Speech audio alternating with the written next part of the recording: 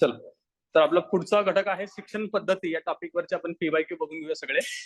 Almost 103 PYQ आहेत. तर one by one आपण ते सगळे बघूया. ऍक्च्युली 2012 पासून आहेत, वरती 2013 जरी लिहिलं असेल तरी 12 पासून आपण बघणार आहोत.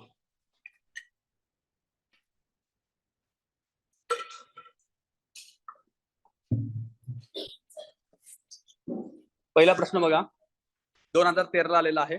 शिक्षण हे घटनेच्या 7व्या परिशिष्टातील समवर्ती सूचित अंतर्भूत आहे का? पहिले आपण कितवी घटना दुरुस्ती आहे, 40 सेकंड नुसार आपण इकडे आणलेलं आहे. पुढचा मुद्दा आपला आहे उच्च शिक्षणात एकसमानता राहावी म्हणून केंद्र सरकार संस्थांना अनुदान देते. बरोबर आहे, अनुदान द्यायचा उद्देश तोच असला पाहिजे. त्याच्यानंतर अभिमत विद्यापीठांना केंद्र सरकारकडून अनुदान मिळत नाही. मिळतं की नाही? मिळत असणार आहे. त्यामुळे क चुकीचं आहे, अ आणि ब बरोबर आहे. पुढचा प्रश्न बघा, स्त्री शिक्षणासंदर्भात 1988 ते 2000 या काळातील राष्ट्रीय धोरणात महिला शिक्षणासाठी कोणती ध्येय होती? तर ध्येय कोणती आहेत ते बघूया आपण. आता बघा, 88 ते 2000 हा काळ किंवा राष्ट्रीय धोरण त्या काळात झालं की नाही झालं या विचारात पडण्यापेक्षा महिलांची ध्येय काय असते इतकंच मला माहिती असलं पाहिजे. पुढे काय आहे, 6 ते 14 वयोगटातील मुलींची गळती थांबवणे असायला पाहिजे का ध्येय? बरोबर वाटतं. पुढचा मुद्दा, पुरुषांबरोबरीने महिलांना शिक्षणाची गुणवत्ता स्वरूपाबाबत समान संधी देणे हा सुद्धा मुद्दा असायला पाहिजे ना? यस. युपीएससीचा रिझल्ट बघितला का आता? सगळ्यात जास्त कोण आहेत? मुली. म्हणजे येत्या 5 वर्षात असं येऊ शकतो की महिलांबरोबर पुरुषांना शिक्षणाची गुणवत्ता समान संधी दिली पाहिजे. पुढे, शैक्षणिक कार्यक्रमात महिलांना सहभागी होण्यास भाग पाडणे. आता भाग पाडणे हे निगेटिव्ह नका घेऊ, त्यांना इन्व्हॉल्व करून घ्यायचं तर चांगली गोष्ट असली पाहिजे. त्याच्यानंतर शिक्षण प्रक्रियेतील लिंगभेद आणि पूर्वग्रह दूर करणे हा सुद्धा मुद्दा असायला पाहिजे. त्यामुळे वरीलपैकी सर्व. पुढचा प्रश्न आहे, मुस्लिम मदरशातून दिल्या जाणाऱ्या परंपरागत शिक्षणावरती उपाय म्हणून खालील उपायांवरती भर दिला जातो. मदरसा मधून दिलं जाणारं शिक्षण, गणित, विज्ञान, सामाजिक अध्ययन, हिंदी, इंग्रजी शिकवणे हे मुद्दे आपण अनेक योजनांमध्ये बघितले आहेत. पहिला मुद्दा बरोबर आहे. दुसरा, नवीन शिक्षकांच्या नियुक्तीवरती भर देणे असायला पाहिजे, चांगली गोष्ट ती. त्यानंतर नवीन विषय शिकवण्यासाठी शिक्षकांचे प्रशिक्षण, तिथे असलेले जे शिक्षक आहेत जे मदरशांमध्ये जे पारंपरिक शिक्षण देतात त्याबरोबर त्यांना बाहेरचं शिक्षण देण्यासाठी सुद्धा आपल्याला प्रशिक्षण दिलं पाहिजे. विज्ञान, गणित, सामाजिक विज्ञान, हिंदी, इंग्रजी या विषयांना अभ्यासक्रमात समाविष्ट करणे हे सुद्धा असायला हवं. वरीलपैकी सर्व. तुम्हाला 2 प्रश्न जीएसटी ला कंपल्सरी असतात, कारण हा जो एक मुद्दा आहे अल्पसंख्याक एससी एसटी समाजाचे शिक्षण आणि त्याच्यातल्या समस्या असा एक तुम्हाला सिलेबस मधला पॉइंट आहे. त्या आधारित हे प्रश्न आहेत सगळे. एससी एसटी अल्पसंख्याकावरती जर तुम्हाला प्रश्न आला तर तो प्रश्न या मुद्द्याला धरून आहे. 2 ते 3 प्रश्न असतातच. आणि तुम्हाला एक्झॅक्टली काही माहिती नसेल तर आपण अप्रोच काय ठेवला इथे, मिनिमम रिजेक्शनचं ठेवायचं आहे. पुढे, अनुसूचित जातीच्या विद्यार्थ्यांना एमफिल, पीएचडी सारख्या संशोधनाच्या अभ्यासाकरता कोणती योजना आर्थिक सहाय्य उपलब्ध करून देते? एमफिल आणि पीएचडी साठी कोणती योजना आहे? पाहिलं आपण, राजीव गांधी राष्ट्रीय शिष्यवृत्ती योजना. आता जर एखाद्याला माहिती नसेल तर त्याच्यातलं पहिलं ऑप्शन तुम्ही कुठलं एलिमेंट करणार आहात? महात्मा ज्योतिबा फुले तुम्ही एलिमेंट करसाल. दुसरं, बाबू जगजीवन राम. आणि आपल्याकडे राहतात फक्त बी.आर. आंबेडकर आणि राजीव गांधी. मग यापैकी तुम्हाला जर काहीच माहिती नसलं असतं तर तुम्ही काय लिहिलं असतं? बी.आर. आंबेडकर लिहिलं असतं. त्याच्यानंतर पुढचा 5वा प्रश्न बघा, मागासवर्गीय समाजाच्या विकासासाठी शिका, संघटित व्हा आणि संघर्ष करा हे ब्रीदवाक्य कोणत्या संघटनेशी संबंधित आहे? खालीलपैकी कोणता ऑप्शन पहिल्यांदा एलिमिनेट होईल? फुले आंबेडकर विचार मंच कधी आपण वाचलाय का? असं नाही. समता सैनिक मंच कुठं वाचलंय का? समता संघ वाचलाय किंवा समता दल असेल वगैरे, हे पण एलिमेंट झाला. राहिले बहिष्कृत हितकर्णी सभा आणि दलित शोषित समाज संघर्ष समिती. कोण आहे? DS4 बघितले आपण. तर मग 1 आणि 2 मध्ये निवडत असताना आपण 1 का निवडलं पाहिजे? आंबेडकरांचा अभ्यास आपण इतिहासामध्ये केलेला आहे. ही शिकवण कुणाची आहे? आंबेडकरांची आहे. तर त्यांची संस्था कुठली आहे? बहिष्कृत हितकर्णी सभा. या अँगल सुद्धा त्या उत्तरापर्यंत आपण पोहोचलं पाहिजे.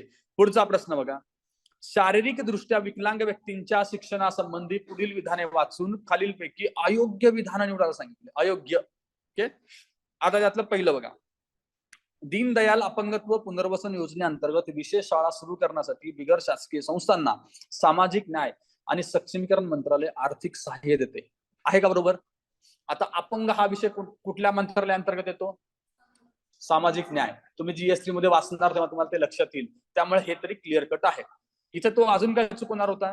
सामाजिक न्याय मंत्रालयाऐवजी काहीतरी वेगळं मंत्रालय देईल, महिला आणि बालविकास देईल किंवा काहीतरी शिक्षण दिलं तर गडबड होऊ शकते. ओके, तर त्यामुळे इतकं फक्त एक फोकस देऊन लक्षात ठेवायचं की कुणासाठी कुठलं मंत्रालय आहे. पुढचा मुद्दा, अपंग लोकांसाठीच्या राष्ट्रीय निधीतून प्रत्येक वर्षी 500 नव्या शिष्यवृत्ती दिल्या जातात. ह्याला तुम्ही चुकीचं करणार आहे का? तो 500 म्हणू दे किंवा 5000 म्हणू दे, आपल्याला लक्षात येतं 5000 जरी असेल तरी मी त्याला बरोबर करेन. फक्त इथे जर 5 लाख वगैरे गेला तर थोडासा आकडा मोठा वाटतो, तेव्हा आपण चुकीचं करायचं, अदरवाईज नाही. पुढचा, राजीव गांधी राष्ट्रीय शिष्यवृत्ती योजना अपंग विद्यार्थ्यांना प्राथमिक शिक्षण, वैद्यकीय मदत घेण्यासाठीची शिष्यवृत्ती आहे. राजीव गांधी शिष्यवृत्ती योजना कशाची आहे? एमफिल आणि पीएचडीची आहे. प्राथमिक शिक्षणाचा खरा काही संबंध नाही. त्यांनी विचारले अयोग्य, त्यामुळे आपलं उत्तर काय पाहिजे? 3. ओके, पुढचा प्रश्न बघा. भारत सरकारने सक्षम शिष्यवृत्ती योजना सुरू केली. अपंगांसाठी एवढं माझ्या लक्षात आलं. आता खाली, अपंग विद्यार्थ्यांना परदेशात जाऊन उच्च शिक्षण घेण्यासाठी आहे. एक. दुसरं, तांत्रिक शिक्षण घेण्यासाठी आहे. तांत्रिक शिक्षण आहे. एआयसीच्या अंतर्गत प्रगती सक्षम या सगळ्या योजना आपण बघितलो, तर त्यामुळे उत्तर असलं पाहिजे तांत्रिक शिक्षण घेण्यासाठीची योजना. ओके, त्याच्यानंतर पुढे आपण बघूया. कस्तुरबा गांधी बालिका विद्यालय योजना 2004 ला सुरू झाली. बरोबर आहे, 2004 ला. त्याच्या आधी एक होती एलिमेंटरी एज्युकेशनची, ती 2003 ची होती. ठीक आहे, पहिलं स्टेटमेंट बरोबर. दुसरं स्टेटमेंट बघा. या योजनेअंतर्गत विद्यालयांमध्ये 60% जागा अनुसूचित जाती जमाती, इतर मागासवर्गीय आणि अल्पसंख्याक मुलीसाठी राखीव आहे. किती टक्के जागा होत्या? 75% जागा होत्या. ओके, त्यामुळे दुसरं स्टेटमेंट आपलं चुकीचं आहे. ओके, उत्तर काय असलं पाहिजे? फक्त 1. पुढचा प्रश्न, जागतिकीकरणाच्या प्रक्रियेमध्ये उच्च शिक्षणाच्या क्षेत्रात होणाऱ्या स्पर्धेत तग धरून राहण्यासाठी देशी महाविद्यापीठांना काय केले पाहिजे? कॉम्पिटिशन मध्ये तग धरून राहायचं आहे. पहिलं काय आहे? विद्यापीठ आणि महाविद्यालयांचे सबलीकरण करणे. बरोबर आहे मुद्दा. दुसरा आहे विद्यापीठ आणि महाविद्यालयांनी आपले शैक्षणिक गुणवत्ता वाढवणे. हे सुद्धा बरोबर आहे. माझं पहिलं ऑप्शन एलिमिनेट झालं. ओके, पुढे, विद्यापीठ आणि महाविद्यालयांना स्वायत्तता प्रदान करणे. वाटू शकतं, याला असंच राहू द्या. पुढे चालला, विद्यापीठ आणि महाविद्यालयांचे खाजगीकरण करणे. हा आपला उत्तर असू शकतं का? हे आपलं उत्तर असू शकतं का? तुम्हाला काय सांगितलंय? जागतिकीकरणाच्या प्रक्रियेत उच्च शिक्षण क्षेत्रात होणाऱ्या स्पर्धेत तग धरून देण्यासाठी देशी विद्यापीठांना म्हणलंय. देशी म्हणजे भारतीय विद्यापीठ, त्यात खाजगी पण आले आणि सरकारी सुद्धा आले.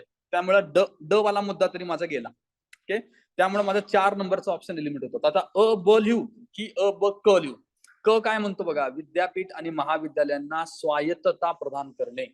आता या विद्यापीठांमध्ये, देशी विद्यापीठांमध्ये स्वायत्त विद्यापीठ पण असणार आहेत, जे ऑलरेडी आपण त्यांना स्वायत्तता दिलेली आहे. त्यामुळे हा मुद्दा घ्यायचा की नाही हे कन्फ्युजन होऊ शकतं. पण मी इथं अटेम्प्ट करत असताना उत्तर लिहिलं असतं अ ब क, कारण आपण अभ्यास करताना अनेक समितीच्या शिफारसी बघितल्यात. त्यांनी स्वतःहून सांगितलंय की यांना स्वायत्तता द्या. आता त्या पेपर सेटरला काय वाटलं ते मला माहिती नाही. 2012चा प्रश्न आहे. जर तो अलीकडचा प्रश्न असला तर उत्तर अ ब क आलं असतं सेकंड की नुसार. ओके, तो एक मुद्दा तुम्ही लक्षात ठेवा. आणि चौथा मुद्दा पण जर बघितलात ना तुम्ही, जर ऑल ऑफ दी अबव असला असतं तर चौथा मुद्दा सुद्धा बरोबर असला असता. ते आपण लिहायला पाहिजे होतं. खाजगीकरण काय करतोय आपण?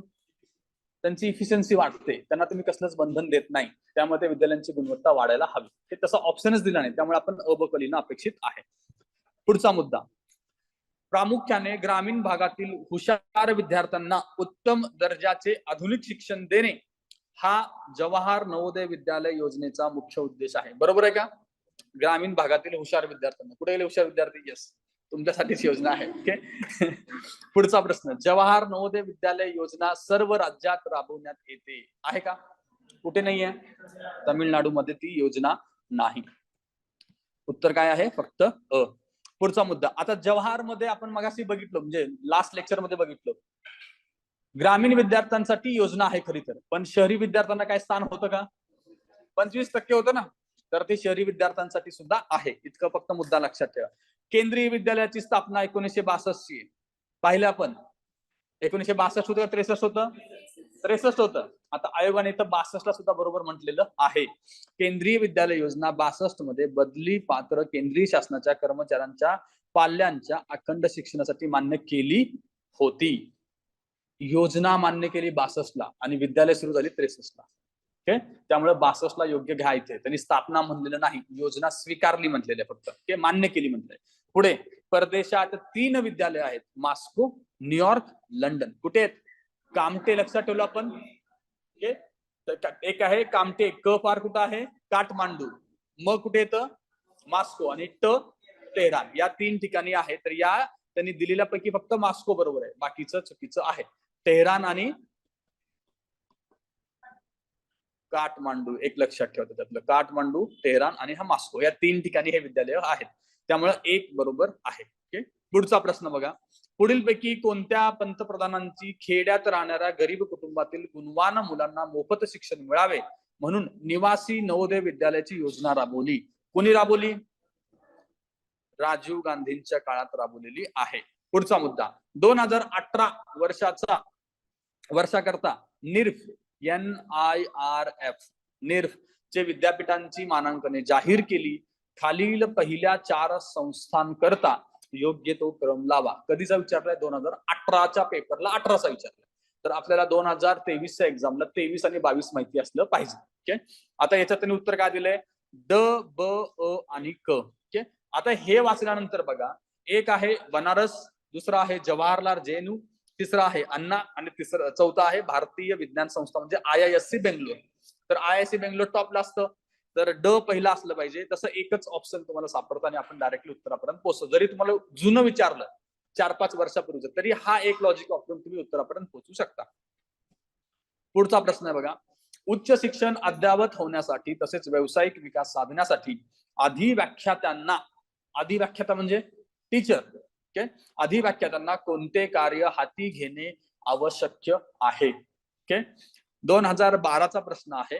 तर आता बघा, त्यांनी सांगितलेलं आहे उच्च शिक्षण अद्ययावत होण्यासाठी वाचन असू शकतं, पुढे आहे मनन चिंतन असू शकतं, तिसरा आहे सेमिनार, परिषदा, चर्चासत्र आणि चौथा आहे संशोधन कार्य. त्यांनी खाली ऑप्शन ए बी बरोबर, ABC बरोबर असं का दिलं का? एक निवडायचं. मग सेल्फ एक्सप्लेन निवडलं पाहिजे. ओके, ऑप्शन नंबर 3 हे सेल्फ एक्सप्लेन सांगतं, ज्याच्यामध्ये 51 जास्त प्रोसेस दिलेल्या आहेत, सेमिनार, परिषद आणि चर्चासत्रे. ओके, 15वा प्रश्न काय बघा. शिक्षण क्षेत्राने देशासमोरील आव्हाने पेलण्यास शिक्षक प्रशिक्षणात गुणवत्ता आणि दर्जा सुधारण्यासाठी कोणते उपाय केले पाहिजेत? ओके, तर आता बघा, समाजातील अधिक बुद्धिमान युवकांना शैक्षणिक क्षेत्राकडे आकृष्ट करून घेणे हा मुद्दा असला पाहिजे. येस, आताच्या आपल्या पॉलिसीमध्ये पण आपण तशी एक सर्व्हिस असावी असं सुब्रमण्यम समितीने सांगितलेलं होतं. ओके, पुढे प्रशिक्षणाचा दर्जा सुधारण्यासाठी कार्यप्रणाली विकसित करणे हे सुद्धा असायला पाहिजे. तिसरा मुद्दा आहे शिक्षक प्रशिक्षणासाठी सोयी सुविधांची निर्मिती करणे हे सुद्धा बरोबर आहे. याच्यातला कुठलाच मुद्दा नेग्लेक्ट करण्यासारखा किंवा रिजेक्ट करण्यासारखा नाही. उत्तर आहे आपलं अ, ब, क. 16वा. शिक्षण या सेवा क्षेत्रातील अत्यंत महत्वाचा घटक असून सेवा क्षेत्रात शिक्षणाची भूमिका कोणती? सेवा क्षेत्रामध्ये शिक्षणाची भूमिका विचारली. एक बघा, भांडवल, श्रम आणि संयोजन यामध्ये सकारात्मक विकासाभिमुख बदल घडवून आणणे शिक्षण आणू शकतं का? हे आणू शकतं. पहिला मुद्दा माझा बरोबर. दुसरा, सेवा क्षेत्रातील अन्य उत्पादक सेवांचा पुरवठा करण्यासाठी कुशल मनुष्यबळ निर्माण करणे बरोबर आहे. यस. अपारंपरिक ऊर्जा स्रोताबाबत जनजागृती करणे हे स्टेटमेंट बरोबर घ्यायचं का चुकीचं घ्यायचं? शिक्षण याच्यामध्ये जनजागृती करू शकतं का? का नाही करू शकत जनजागृती? करू शकतं. मग का चुकीचं दिले आयोगाने? हे आयोगाने उत्तर दिले अ आणि ब बरोबर, क चुकीचं म्हणतो का? अत्यंत महत्वाचा घटक. जनजागृती अत्यंत महत्वाचा घटक नाही असं तुम्हाला वाटतो का? सेवा क्षेत्र. अपारंपरिक ऊर्जा कशामध्ये येतं? उत्पादक किंवा मॅन्युफॅक्चरिंग मध्ये येतं. ओके, त्यामुळे त्यांनी हे चुकीचं म्हणलेलं आहे. सेवा क्षेत्रावरती आपल्याला फोकस केलं पाहिजे होतं. ओके, ही काही सेवा नाहीये, त्यामुळे क चुकीचं करायचं, अ आणि ब बरोबर आहे. पुढचा प्रश्न, राष्ट्राच्या विकास प्रक्रियेत सेवा क्षेत्राचा वाटा मोलाचा असल्यामुळे सेवा क्षेत्राचा सदृढ विस्तार आणि विकास करण्यासाठी कोणते उपाय सांगता येतील? आता हा प्रश्न वरच्या प्रश्नाला जोडून आलाय, याचा शिक्षण या टॉपिकशी काही संबंध नाही. ओके, पण हे प्रश्न आपण कसं हँडल केलं पाहिजे बघा. पायाभूत सामाजिक क्षेत्रातील गुंतवणुकीला प्राधान्य देणे हे बरोबर आहे. राष्ट्रीय विकासात सेवा क्षेत्राचा वाटा मोठा असला पाहिजे असं तुमचं म्हणणं आहे. ओके, तर तो सदृढ करण्यासाठी पायाभूत सामाजिक क्षेत्रात आपण इन्व्हेस्ट केली पाहिजे. पुढचा, वित्तीय क्षेत्रात सुधारणा करणे बरोबर वाटतंय, केलं पाहिजे. तिसरा, राष्ट्रीय सेवा क्षेत्र धोरण निश्चिती अंमलबजावणी बरोबर आहे. कामगार कायदे लवचिक नसणे, त्यांनी विचारले काय, उपाय सांगा म्हणते. आणि 4 नंबरचं काय सांगतोय, प्रॉब्लेम सांगतोय तो, बरोबर आहे. मला उपाय पाहिजेत, त्यामुळं ड नंबरचं स्टेटमेंट चुकीचं आहे. अ ब क बरोबर आहे. ओके, त्याच्यानंतरचा पुढचा प्रश्न घ्या, 18वा. गॅट्स करारानुसार उच्च शिक्षणाचा अंतर्भाव सेवा क्षेत्रात केल्यामुळे कोणते परिणाम संभवतात? ओके, गॅट्स कधीचा आहे, 95चा. गॅट्स GATS बघितले आपण, आणि त्याच्यात सेवा क्षेत्र कधी आणले आपण? येस, गॅट्स 1995चा करार आहे आणि 2000 मध्ये आपण त्यात शिक्षण समाविष्ट केलेलं आहे. हे मुद्दे आपण बघितले. ओके, परदेशातील विद्यापीठांना देशातील उच्च शिक्षण क्षेत्रात प्रवेश मिळणार नाही. मिळणार आहे की नाही? मिळणार आहे ना, उलट होणार आहे. त्यामुळे पहिलं स्टेटमेंट चुकीचं आहे. पहिलं इलिमिनेट करा, डायरेक्टली उत्तरापर्यंत पोहोचता. ब क ड, खाली 1 नंबरचा, 2 नंबरचा आणि 3 नंबरचं स्टेटमेंट तुमचं चुकीचं ठरतं. ओके,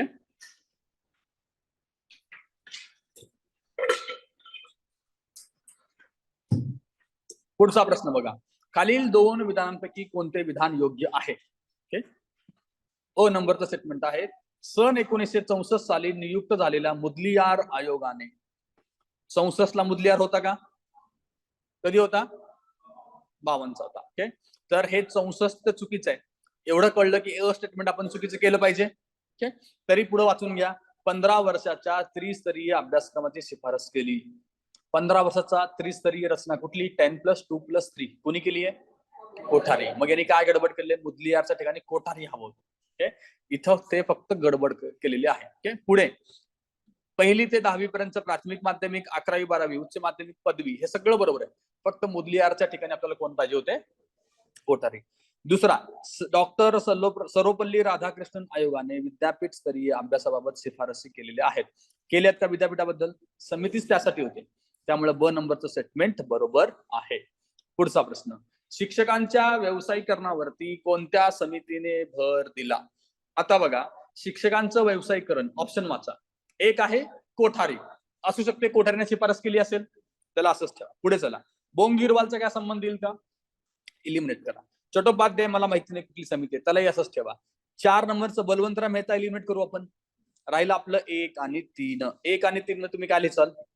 3. एक तर तो आपल्या अपरोसनुसार. दुसरा मुद्दा, जर असं काही असलं असतं तर कोठार समिती बद्दल मी वाचताना ते वाचलं असतं. माझ्या पुस्तकात किंवा माझ्या नोट्समध्ये हा मुद्दा असला असता. कोठारी समितीच्या शिफारशीमध्ये हा मुद्दा मी वाचलाच नव्हता. त्या नॉलेजवरती सुद्धा आपण चट्टोपाध्याय समितीकडे जाऊ शकतो. एक दुसरं पण एक लॉजिक बघा, जर उत्तर कोठारी समिती असलं असतं तर ऑप्शन सेट करण्यामध्ये चट्टोपाध्याय समिती आली असते का? एक जनरल ऑप्शन सेट करण्याची टेंडन्सी असते, जवळपासच्या समिती टाकेल ना. जर माझं उत्तर कोठारी असलं असतं तर मी दुसरा ऑप्शन मुदलिया टाकला असता, तिसरा दुर्गाबाई देशमुख टाकला असता, जवळपासच्या समित्या टाकल्या असत्या. आता चट्टोपाध्याय त्याला कुठून तरी सापडले, त्याला 4 समित्या पण आठवलं, तर त्यांनी वेगळ्या 2 दिले 75च्या. ओके, त्यामुळे त्याला सेट करण्याच्या डोक्यात घुसलो की आपल्याला लक्षात येते की त्याला काय सेट करायचं आहे ते. ओके, पुढचं बघा, 21वा प्रश्न, उच्च शिक्षण संस्थांना औद्योगिक विकासासाठी जोडून घेणे. आता असे प्रश्न असतात ना, पहिलं स्टेटमेंट वाचलं की कळतं की अरे काहीच कळत नाही.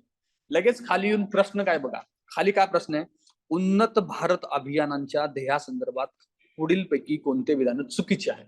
मग आता वरचे स्टेटमेंट वाचायला सुरुवात करा. पहिलं काय म्हणतं? उच्च शिक्षण संस्थांना औद्योगिक विकासाचे जोडणं. उन्नत भारतचा उद्देश काय होता? समुदायाशी जोडणं.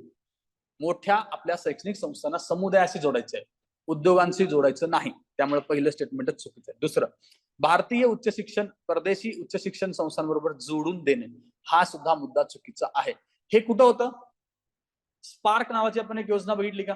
त्याच्यामध्ये कोऑर्डिनेशन करणार होतो, तिथं ते होतं. त्यामुळे हे पण चुकीचं आहे. पुढचं, उच्च शिक्षण संस्थांना स्थानिक समुदायाशी जोडून देऊन त्यांच्यातील विकासाच्या मार्गातील आव्हानांना समोरे जाणारे सुयोग्य तंत्रज्ञान देणे हे माझं उत्तर आहे क. ओके.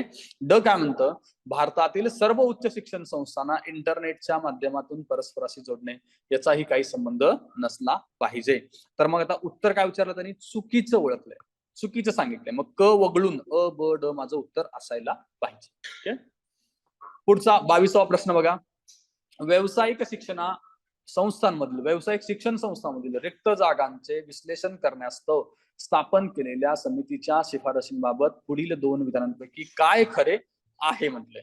पहिलं, नव्या शिक्षण संस्थांना परवानगी देऊ नये, केवळ सध्या स्थितीत संस्थांना जागा वाढवण्यास अनुमती द्यावी. प्रश्न काय सांगतो? व्यावसायिक शिक्षणामधील रिक्त जागांचं विश्लेषण करायचं. इतके कॉलेजेस झाले तर जागा रिकाम्या राहत आहेत, तर त्याच्यावरती आम्हाला तुम्ही काहीतरी उपाय सुचवा अशी एक समिती नेमली होती. तिच्या शिफारशी पहिला असू शकतं का? पहिलं ऑब्वियस आहे. ओके. त्याला समितीची पण गरज नाही. ओके. काय? नव्या तंत्र शिक्षण संस्थांना परवानगी द्यायची नाही, आहेत त्या भरू द्यावी. मग नंतर आपण पुढे बघू. पुढचं आहे हॉटेल व्यवस्थापन आणि केटरिंग तंत्र शिक्षण वगळून MBA अभ्यासक्रमातील प्रवेश क्षमता कमी करा. हे पण असू शकतं, असायला पाहिजे ना. तुम्ही ऑलरेडी 60 भरताय, म्हणजे तुमची समजा की एका कॉलेजची कॅपॅसिटी आहे 60. मग आता हे सरकार ठरवतं ना तुम्ही किती ऍडमिशन द्यायचं, हे सरकार ठरवून देतं. जर तुमचे 60च भरत नसतील तर आम्ही तुमची संख्याच कमी करतो, 40 वरती आणतो, तुम्ही 40 भरा आधी. हे आपण सिंपली सांगू शकतो असं कोणाला सुद्धा. त्यामुळे दुसरी शिफारस सुद्धा मला योग्य वाटते. त्यामुळं उत्तर माझं आहे दोन्ही. प्रश्न काय फक्त बघा, रिक्त जागांचं विश्लेषण करून शिफारशी द्यायचे, त्यावरून खालच्या दोन्ही शिफारशी लॉजिकली योग्य वाटतात. तुम्ही सुद्धा याच शिफारशी केल्या असतात जर तुम्हाला एक कमिटी बसवली असती तर. ओके. पुढच्या प्रश्नाकडे जाऊया आपण.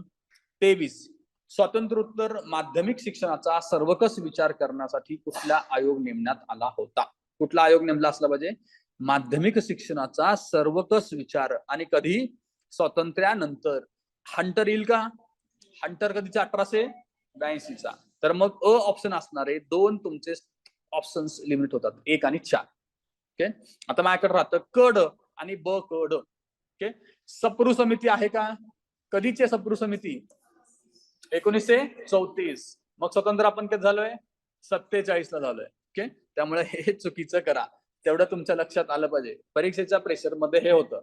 ते म्हणतात ना की 1857चा उठाव कधी झाला असा प्रश्न आला आणि खाली ऑप्शन मध्ये 57 जरी असं तरी आठवत नाही, 57 का 58 आपलं कन्फ्युजन होऊ शकतं. ओके. पुढचा प्रश्न 24वा. माध्यमिक शिक्षण आयोगाने मुदलियार आयोग माध्यमिक शिक्षणाविषयक पुढील प्रमाणे शिफारसी केल्या आहेत. मुदलियार आयोगाच्या शिफारसी बघा. 3 वर्षाचे माध्यमिक आणि 4 वर्षाचे उच्च माध्यमिक. मला इतकं माहिती आहे की 7 वर्षाचं माध्यमिक त्यांनी शिफारस केली. टोटल 7 होते का? येस. हे मी स्टेटमेंट बरोबर करतो. ओके. पुढे अध्यापनाचे माध्यम मातृभाषा अथवा प्रादेशिक भाषा असावं, हे त्यांनी शिफारस केलेली आहे. पुढे पदवी अभ्यासक्रम 3 वर्षाचा असावा, ही पण त्यांनी शिफारस केलेली आहे. आपल्या नोट्समध्ये आहे. प्रत्येक राज्यात माध्यमिक शिक्षण मंडळ स्थापन करावं. या 4 पैकी तुम्हाला लक्षात नसतील तरी हे लॉजिकल शिफारसी असू शकतात. त्यामुळे पुन्हा मिनिमम रिजेक्शन नुसार वरील पैकी सर्व विधाने योग्य लिहायची आहेत. आता शिफारसींच्या बाबतीमध्ये तुम्ही सगळ्या शिफारसी लक्षात ठेवू शकत नाही. एकतर 15-20 कमिटीज आहेत, त्यांच्या परत वेगवेगळ्या शिफारसी आहेत. त्यामुळे एक लॉजिक फक्त घेऊन जावा की ही शिफारस असू शकते का नाही. नाव नीट व्यवस्थित बघायचं, कुठली कमिटी आहे, त्यांचा एरिया कुठला आहे. आता यांनी याच्यामध्ये जर दिलं असतं की प्राथमिक शिक्षण तुम्ही सक्तीचं करा, ते आपण चुकीचं केलं पाहिजे ना, कारण कमिटी माध्यमिक शिक्षणाची आहे, प्राथमिकची शिफारस ती करणारच नाही. तेवढा फक्त आपल्याला डोक्यात ठेवायचं आहे, बाकीचं काही नाही. पुढे जाऊया आपण.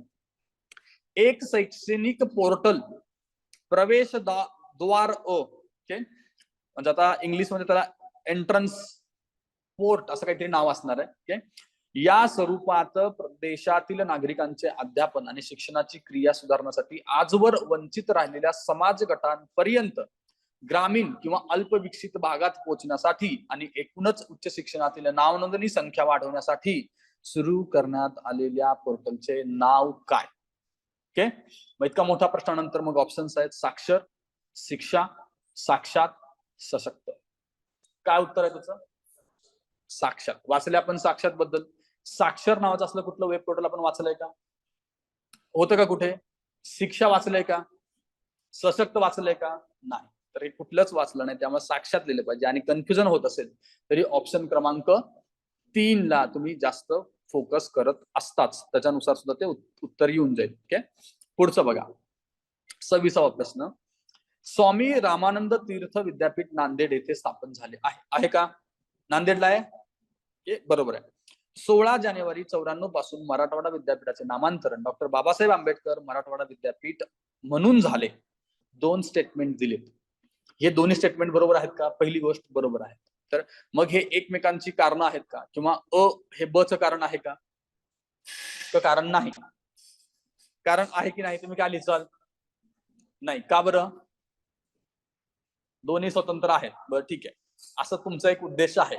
बरं तुम्ही चळवळ वाचली का? ती नामांतरण चळवळ वाचले. तर एका समाजाचं म्हणणं की नाव द्या, दुसरा समाजाने त्याला विरोध केला होता. ओके, तर मग एका समाजाचं म्हणणं ऐकलं, नाव दिलं, मग दुसरा समाज नाराज झाला, मग त्याला सुद्धा खुश करण्यासाठी आपण दुसरं विद्यापीठ केलं तिथंच.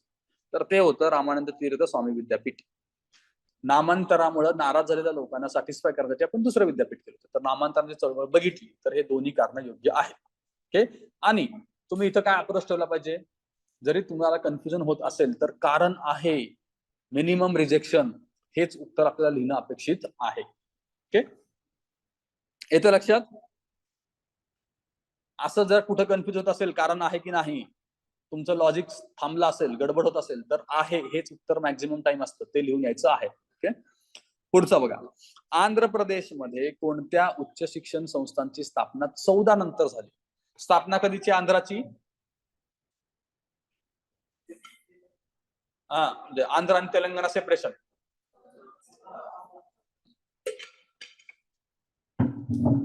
मग अशी आपण पाहिलं ट्रायबल युनिव्हर्सिटी होती का 2019 ची? पहिलं माझं बरोबर आहे. महात्मा गांधी विद्यापीठ असं काय होतं का? कुठे आहे महात्मा गांधी विद्यापीठ? आपल्याकडे वर्ध्याला आहे, त्यामुळे ब नंबरचं ऑप्शन एलिमिनेट करा. केंद्रीय विद्यापीठ होतं का? संस्कृतचे संबंधित एक केंद्रीय विद्यापीठ होतं. ओके, आणि एनआयटी सुद्धा तिथे असणार आहे. नवीन एनआयटी त्यांना आपण दिलेलं होतं.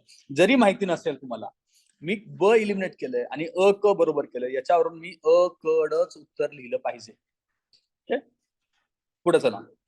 जोडा लावायचे आपल्याला. विद्यापीठ अनुदान आयोग कधीच आहे?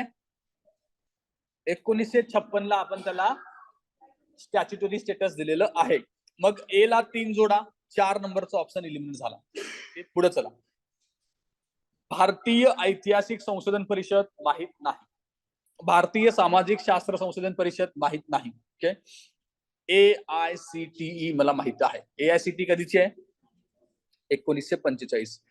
ऑप्शन क्रमांक 1 एलिमिनेट झाला. आता राहिले माझे ऑप्शन क्रमांक 2 आणि ऑप्शन क्रमांक 3.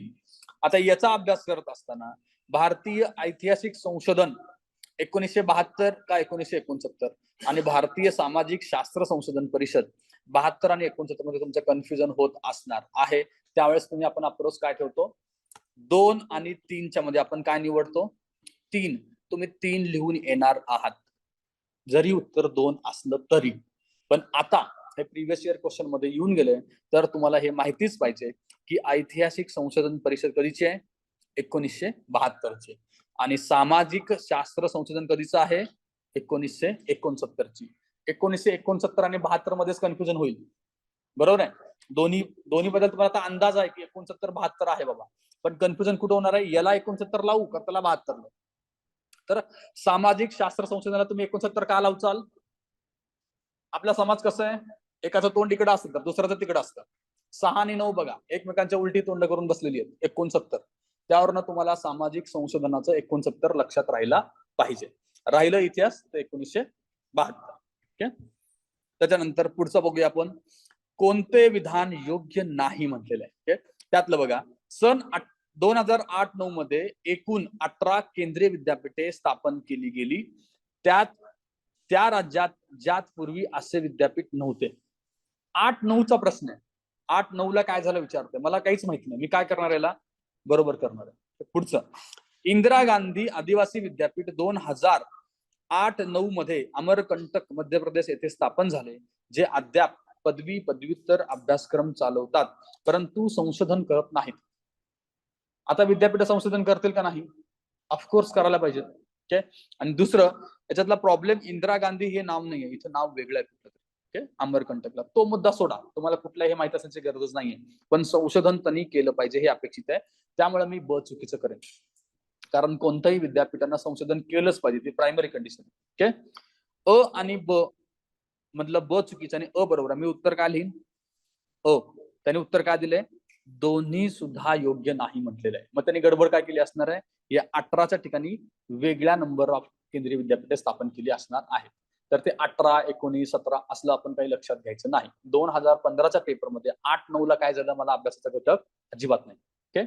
इथं चुकलं तरी हरकत नाही. तुम्ही संशोधन महत्वाचं बरं का. संशोधनला आपल्या युनिव्हर्सिटीचा प्रॉब्लेम असतो की आपण रिसर्च करत नाही. तुम्ही बाहेरचा युनिव्हर्सिटीचा अभ्यास केलात, बघितलं तर तुम्हाला कळतं तर बाकीचं अकॅडमी कमी असतं, रिसर्च जास्त असतं. कारण त्यांचा एक समज आहे की अकॅडमिकली जे पुस्तक असतात ते तर तुम्ही वाचा, बाय डिफॉल्ट वाचा. रिसर्च साठी इकडे या. आपल्याकडे उलट असतं, अकॅडमिक वाचा, रिसर्च बघू आपण नंतर. ते MIT म्हणा किंवा त्यांच्याकडे स्टॅनफोर्ड युनिव्हर्सिटी म्हणा किंवा ऑक्सफोर्ड युनिव्हर्सिटी म्हणा, या संस्थांमध्ये इतके भारी भारी रिसर्च आहेत आणि त्या संस्था आहे ना इनोव्हेशनचे हब आहेत.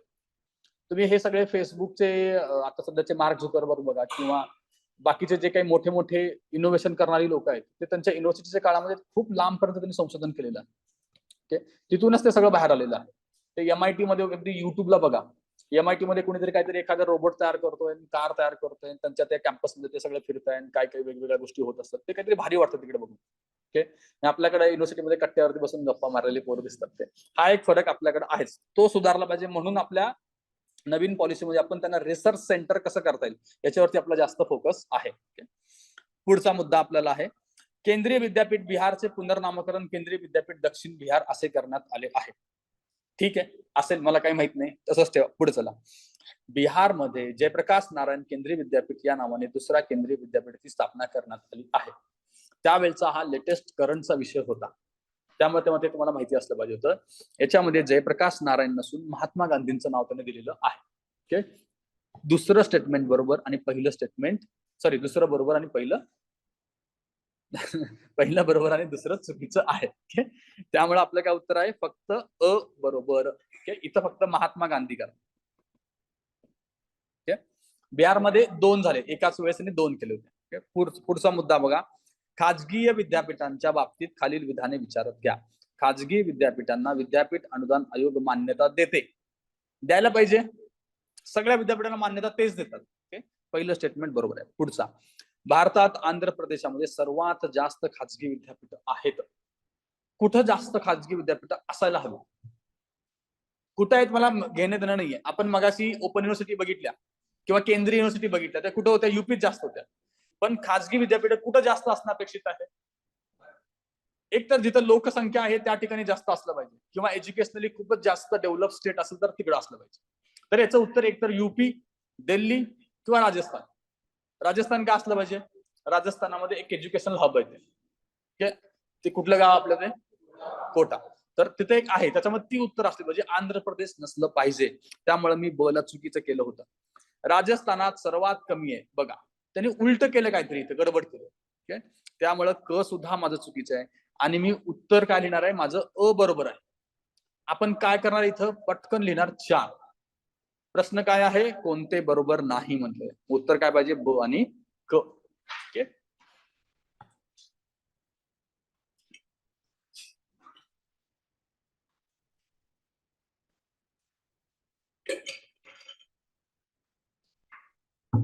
जानेवारी 2016 मध्ये प्रसिद्ध करण्यात आलेल्या बातमीप्रमाणे डॅश डॅश येथील केंद्रीय बौद्ध अभ्यास संस्थेला 5 वर्षासाठी अस्थायी स्वरूपात अभिमत विद्यापीठाचा दर्जा देण्यात आला आहे.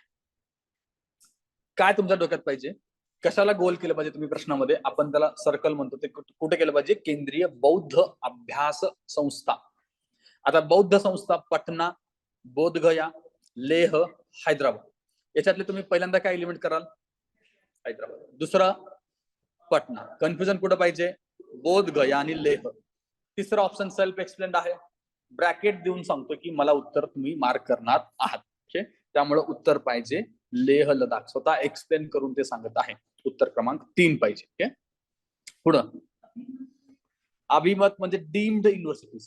ओके, इंदिरा गांधी राष्ट्रीय आदिवासी विद्यापीठ अमरकंटक केव्हा कार्यरत झाले? काय उत्तर यायचं? 2008. उत्तर 2008 पर्यंत आपण कसं पोहोचणार आहे? एक सांगतं 2007, एक सांगतं 2006 आणि 2 ऑप्शन मध्ये 2008 चे. मी 1 नंबर आणि 2 नंबर इलिमिनेट करेन. 2008 मध्ये मला उत्तर लिहायचं आहे. मग मी जून लिहू का जुलै लिहू? मी लिहिणार जून, कारण माझा आहे 3 नंबरच्या ऑप्शनला. ओके, 3, 4 मध्ये आपण कुणाला निवडतो? 3 ला निवडतो. मग उत्तर त्यांनी काय दिले? जुलै दिले. काही हरकत नाही. लॉजिक नुसार काही प्रश्न चुकणारच आहेत. पण आता लक्षात ठेवा, इंदिरा गांधी आदिवासी विद्यापीठ अमरकंटक कुठं आहे? ते जुलैला स्थापन झालेले. अमरकंटकला आहे आणि ते जुलै 2008 ला. आणि या युनिव्हर्सिटीचा रेफरन्स 2दा आलाय. मगाशी एका प्रश्नात आला आणि आता पण आला, त्यामुळे तुम्हाला माहिती असलं पाहिजे. जुलै लक्षात ठेवा. ओके, उच्च शिक्षण तंत्र शिक्षणाचा उच्च व तंत्र शिक्षणाचा दर्जा सुधारणेशी कोणत्या समित्या संबंधित होत्या? महाराष्ट्राच्या बाबतीत त्यांनी विचारलेलं आहे. असं स्पेशल काय सांगितलं नसलं तरी खाली बघा. अनिल काकोडकर असतील, राम ताकवाले असतील, अरुण निगवेकर असतील, मुनगेकर जाधव पण असतील. खाली ऑल ऑफ द अबव आहे का? नाही. एक त्यांनी एलिमिनेट करायला सांगितलेलं आहे. आजपर्यंत कुठल्या कमिटीमध्ये दोघं माणसांची अशी भांडणं झाली आणि आम्हाला नाव द्या असं त्यांनी भांडण केलं आणि दोघांचं नाव दिलं, असं कधी झालंय का? मुनगेकर डॅश जाधव असं आपण कधी दिले का? एकच व्यक्ती अध्यक्ष असतो ना, किंवा अध्यक्ष नसेल कोणी तर त्या कमिटीला नाव वेगळं असतं. त्यामुळे मी ड इलिमिनेट केलं पाहिजे. उत्तर काय दिलं पाहिजे आपण? अ, ब आणि क. ओके, आता तुम्ही व्यावसायिक शिक्षण जो तुमचा सेकंड टॉपिक आहे शिक्षणानंतरचा GS3 मध्ये, त्यामध्ये हे या संध्या तुमच्या अभ्यासाला येतील. ओके, पुढचा मुद्दा बघा 35वा. खालीलपैकी कोणती एक समिती गलिच्छ वस्ती जनगणना परीक्षणासाठी गठीत करण्यात आली होती? गलिच्छ वस्ती जनगणना. पहिलं ऑप्शन कुठलं एलिमिनेट कराल? नंदन निलेकनी. का बरं? हा व्यक्ती इकॉनॉमिकच्या बाबतीमधलं सजेशन देतो. ओके, त्यामुळे त्याला एलिमिनेट केलं. अमिताभ कुंडू, प्रणव सेन, दीपक पारेख. दीपक पारेख बँकिंग. ओके, त्याला एलिमिनेट करा. अमिताभ कुंडू आणि प्रणव सेन राहिले. ओके, मग 1 आणि 2 मध्ये आपण कुणाला निवडतो? 2. प्रणव सेन यांचं गलिच्छ वस्ती जनगणनाबद्दल समिती स्थापन केलेली होती. ओके, पुढचा प्रश्न. उच्च शिक्षणासंदर्भात राधाकृष्ण आयोग शिफारसी केल्यानंतरही काही प्रश्न अजूनही थंड बस्त्यात असलेल्या दिसतात. ते खालील प्रमाणे आहेत. कुठले कुठले आहेत बघा. महाविद्यालयांना स्वायत्त दर्जाच्या शिफारसी अजून पण आपण देत नाहीये स्वायत्त दर्जा. मुद्दा बरोबर आहे. पुढचा, परीक्षेतील गैरप्रकारांना आळा घालण्यासाठी उपाययोजना नसणे. आहेत का आपल्याकडं? आहेत का? आज पण आपल्याकडे मुन्नाभाई MBBS सारखे दिसतात टेक्निक, कुठे ना कुठे सापडतं. UPSC ला सापडलं होतं मागच्या 1-2 वर्षात तुम्ही बघितलं तर तेही टेक्निक आहे. आणि परीक्षांमध्ये गावागावात तर असं भिंतीवर चढून कॉप्या द्यायचा प्रकार अजून पण आपल्याकडे चालू आहे. पुढचा, विना अनुदान तत्व आहे का आपल्याकडं? अनुदान देतो ना आपण, ते थांबवा अशी पण एक शिफारस होती. त्यामुळे हे पण बरोबर आहे. पुढं, उच्च शिक्षणातील संशोधनाचा ढासळलेला दर्जा, हे सुद्धा बरोबर आहे. वरीलपैकी सर्व माहिती नसतील तरी हे सगळ्या समस्या आहेत इतकं तरी मला कळतं. त्यामुळे ऑल ऑफ दी अबव्ह लिहायचं. पुढचा 37 बघा. विद्यापीठीय शिक्षणाविषयी गुणवत्ता सुधारण्यासाठी कोठारी आयोगाने केलेल्या शिफारसींपैकी महत्वपूर्ण शिफारसी कोणत्या? पुढचा, ग्रंथ आणि नियतकालिकांच्या खरेदीवरती खर्च वाढवणे. ही शिफारस असू शकते का? असायला पाहिजे ना. ग्रंथांवरती खर्च केलंच पाहिजे तुम्ही, पुस्तकांवरती.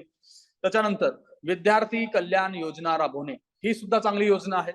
पुढे, विद्यापीठातील प्रवेश बाहेरील संस्थेमार्फत करणे. विद्यापीठात बाहेरची संस्था आणण्याचा काय संबंध असला पाहिजे? उलट हे डायल्यूट होईल ना.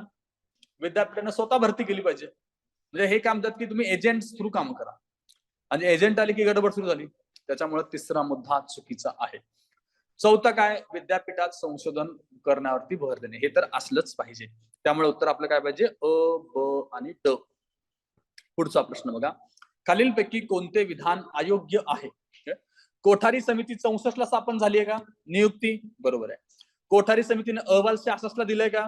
बरोबर आहे. 64 66 असं बघतो ना आपण, हे बरोबर आहे. पुढे बघा, त्यांच्या शिफारसी 77 मध्ये स्वीकारण्यात आल्या, तिसरा पॉइंट आहे, आणि समितीच्या शिफारसी 79 मध्ये अंमलात आल्या.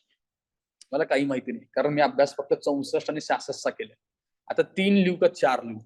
3, 4 मध्ये मी कुणाला निवडतो? 3 ला. इथं मी 3 लिहून येणार आणि उत्तर माझं आहे 3.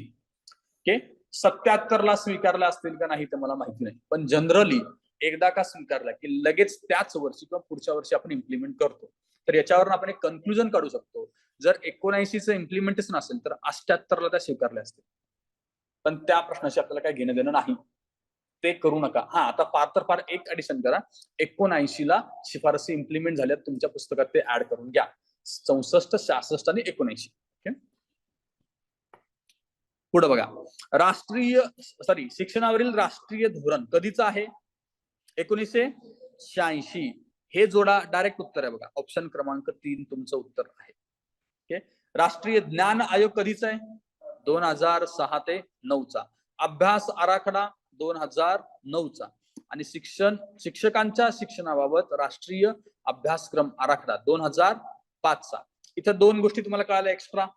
एक, शिक्षकांच्या शिक्षणाबाबत राष्ट्रीय अभ्यासक्रमाचा आराखडा 2005 तुमच्या नोट्स मध्ये ऍड झालं पाहिजे, आणि अभ्यासक्रम आराखडा 2009 ऍड झालं पाहिजे. ओके.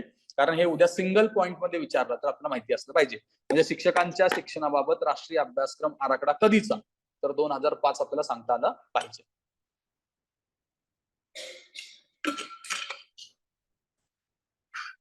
कोठारी आयोग शिक्षणामध्ये सुधारणा करण्यासाठी खालील उद्दिष्टे सुचविली होती. नोकरी मिळवण्यायोग्य शिक्षण. असं कुठलं आयोग म्हणेल का नोकरी मिळवण्यायोग्य शिक्षण? प्रोडक्टिव्ह शिक्षण. आणि मोस्टली आपण काय म्हणतो, तुम्ही स्वतः नोकऱ्या द्या. म्हणजे तुम्ही काय पाहिजे, स्टार्टअप तयार करणे, स्वतःचा उद्योग तयार करणारे असले पाहिजेत, हा मुख्य उद्देश आहे. ओके. नोकरी मिळवणे हा आपला शिक्षणाचा उद्देश नसला पाहिजे. तुम्ही मग चहा किंवा वडे किंवा काय म्हणतात त्याला, भजीला काय म्हणले आपले प्रधानमंत्री साहेब? नहीं, त्यांनी पकोडे बेच लो, फिर भी कोई प्रॉब्लेम नहीं है, लेकिन आप नोकरी मत मांगो. काल तुम्ही बघितलं कुठला तरी रिपोर्ट आला, किती टक्के अनएम्प्लॉयमेंट आहे भारतात सध्या? 18%, 18%. आज लोकसत्ताला न्यूज आहे, 3800 काहीतरी तलाठी भरती आहे. किती फॉर्म्स आलेत? 4000 फॉर्म्स आहेत ना. फॉर्म्स किती आहेत? सॉरी, जागा किती आहेत आणि फॉर्म्स किती आलेत? काय रेशो आहे का इथे? काहीच कनेक्शन नाहीये. 11.5 लाख लोक जर फॉर्म भरत असतील आणि किती 4000 जागांसाठी, मग इथून कळतं की आपल्याकडे किती बेरोजगारी आहे. काही ठिकाणी कॉन्स्टेबलच्या भरतीसाठी सुद्धा पीएचडी वाले आले होते. मग यावरून आपल्याला दोन्ही कळतं, आपल्या शिक्षणाचा दर्जा पण कळतो आणि अनएम्प्लॉयमेंट लक्षात येते. युपीएससी वाला पोरं सुद्धा तलाठी भरतात आता, इतकं झालेलं आहे. म्हणजे आपला प्रवास तो या मार्गाने होत असेल तर अवघड आहे. अनएम्प्लॉयमेंट मोठी आहे आणि तुम्हाला एक पण न्यूज चॅनल दिसणार नाही की अनएम्प्लॉयमेंटच्या मुद्द्यावरती डिस्कस करते, एक्सेप्ट रवीश कुमार. हे त्यालाही शांत केलं एनडीटीव्ही, तो स्वतः तरी बोलतो ऍटलिस्ट. ओके. बोलणारे कुणी ना कुणी असलं पाहिजे, नाहीतरी लोकशाही खतरनाक धोक्यात येते. येईल हळूहळू. तुम्ही ह्याचा अभ्यास कधी केला की किंवा वाचलंय का? माइन काम्फ नावाचं पुस्तक आहे. कुणाचं? हिटलरचा अभ्यास युट्यूब वरती करा, तुम्हाला कळेल की आपण बरोबर चाललो त्या लाईन. हळूहळू तुम्हाला लक्षात येईल काय ते. ठीक आहे. पुढे बघा, म्हणजे मी कुणाला हिटलर म्हणत नाही. पुढचा, सामाजिक राष्ट्रीय एकात्मतेची प्राप्ती. हा मुद्दा सगळे आयोगाने शिफारसी केल्या पाहिजे. कुणीही शिफारस करणार आहे, पहिली शिफारस ती असू शकते. पुढचं, आधुनिकीकरण प्रक्रियेत चालना असायला पाहिजे. त्याचा पुढचा, सामाजिक नैतिक आध्यात्मिक मूल्यांची जोपासना. हा सुद्धा मुद्दा असायला पाहिजे. फक्त एक वाला मुद्दा मला चुकीचा वाटतो, आणि तरी सुद्धा त्यांनी खाली तुम्हाला कन्फ्युजन केलेलं नाही. ऑल ऑफ द अबव दिलंय का? नाही दिलं. काहीतरी एक एलिमिनेट कर म्हणतोय, तर मग मी पहिला एलिमिनेट करायला इझी आहे मला. ओके. त्यामुळे अ करून ब कडं उत्तर लिहायचं आहे. त्याच्यानंतरचा पुढचा मुद्दा, ऑक्टोबर 1947 मध्ये महात्मा गांधी यांच्या अध्यक्षतेखाली अखिल भारतीय राष्ट्रीय शैक्षणिक परिषदेचे आयोजन करण्यात आले होते. 47 ला आहे का ती? वर्धा कमिशन किंवा वर्धा परिषद आपण बघितले, कधीचे ते? 1937 आहे, बरोबर आहे. त्यामुळे 47 चुकीचं करा इथे. त्याच्यानंतर ही परिषद वर्धा शिक्षण परिषद म्हणून ओळखली जाते, हे बरोबर आहे. हे शिक्षण मोफत व सक्तीचे प्राथमिक माध्यमिक शिक्षण, कला कौशल्य आधारित शिक्षण यांना महत्व देते. आता क च सुद्धा तुम्हाला वाटेल की माध्यमिक शिक्षण त्यांनी बोललंच नाही, 7 ते 14 बोलले होते. मग ते प्राथमिक गणलं पाहिजे असं आपल्याला वाटतं. बट हे आता ना कोठारी नंतरच आहे, त्यावेळेस त्यांची गणना काहीतरी वेगळी असेल प्राथमिक माध्यमिकची. त्यामुळे ह्याला विनाकारण चुकीचं करायचं नाही. ऍटलिस्ट अर्ध वाक्य तरी सत्य आहे का? जिथं जिथं अर्ध वाक्य पण सत्य वाटतं ते बरोबरच घ्यायचं. ओके, त्यामुळे हे स्टेटमेंट बरोबर करा आणि ब क उत्तर. आणि तसंही फक्त ब बरोबर इथं उत्तर दिलेलं नाही, ऑप्शनच दिलेला नाही. ओके, पुढे कोठारी आयोगाने अनुसूचित जमातीच्या शिक्षणाबाबत कोणत्या शिफारसी केलेल्या आहेत? करिअर किंवा नोकरीभिमुख अभ्यासक्रमावरती भर दिला आहे. आता मगाशी वरती आपण करिअरला नोकरीला चुकीचं केलं, बट यांनी इथं करिअर हा शब्द टाकलाय ना आणि किंवा म्हणतो, त्यामुळे हे स्टेटमेंट बरोबर होतं. ओके, पुढचं शिक्षणातील लिंग विषमता दूर करण्यावरती अधिक लक्ष केंद्रित केलं पाहिजे, हे सुद्धा बरोबर आहे. पालकांमध्ये दृष्टिकोन बदल घडवून आणण्यासाठी पटनाट्य, शिबिरे, समुपदेशन सत्र सारख्या जनजागृती मोहिमा केल्या पाहिजेत. जे आदिवासी संस्कृती आणि पद्धती समजून घेतात आणि त्यांचा आदर करतात अशा शिक्षकांची स्थानिक पातळीवर भरती केली पाहिजे, हे सुद्धा बरोबर आहे. ऑल ऑफ दी अबव उत्तर असायला पाहिजे. आता कोठारेचा बघा, कोठारींच्या किती पानांचा रिपोर्ट होता कोठारींचा, तुम्ही वाचले का कुठं? ऑलमोस्ट 400 पानांचा रिपोर्ट आहे त्यांचा. मग तुम्ही अख्खे सगळे रिपोर्ट वाचत बसणार का? त्यांच्या असा 2-3 हजार शिफारशी असतील. मग असा कुठलाही प्रश्न आला तर लॉजिकली योग्य वाटलं तर त्याला योग्यच घ्यायचं. ओके, पुढचा यशपाल समितीने 1993 मध्ये सादर केलेल्या अहवालाचे नाव काय? काय काय पहिला तुम्ही काय एलिमेंट कराल? स्कूल चले हम, असं काय असणार का? नाही. यशपाल सर येणार आहेत का? ते स्कूल चले हम मध्ये ते पण आले पाहिजेत ना, त्यामुळे ते नसणार आहेत. पुढे पॉलिसी ऑन स्कूल बॅग, असं काही नाही. तिसरं आहे एज्युकेशन ऑन देअर बॅक्स, हे तर असं काही पण आहे, हे तर चुकीचं आहे. आणि लर्निंग विदाउट बर्डन, 3 आणि 4 उलट आहे, एक्झॅक्ट उलट बोलतात ते 3 आणि 4 वाले. त्यामुळे उत्तर जास्त योग्य काय 3 आहे. माहिती नसेल तर असं आपण सॉल्व्ह करायला पाहिजे होतं. पुढं 1986च्या राष्ट्रीय शिक्षण धोरणानुसार जीडीपीच्या किती टक्के रक्कम शिक्षणावरती खर्च केली पाहिजे? 6% खर्च केली पाहिजे.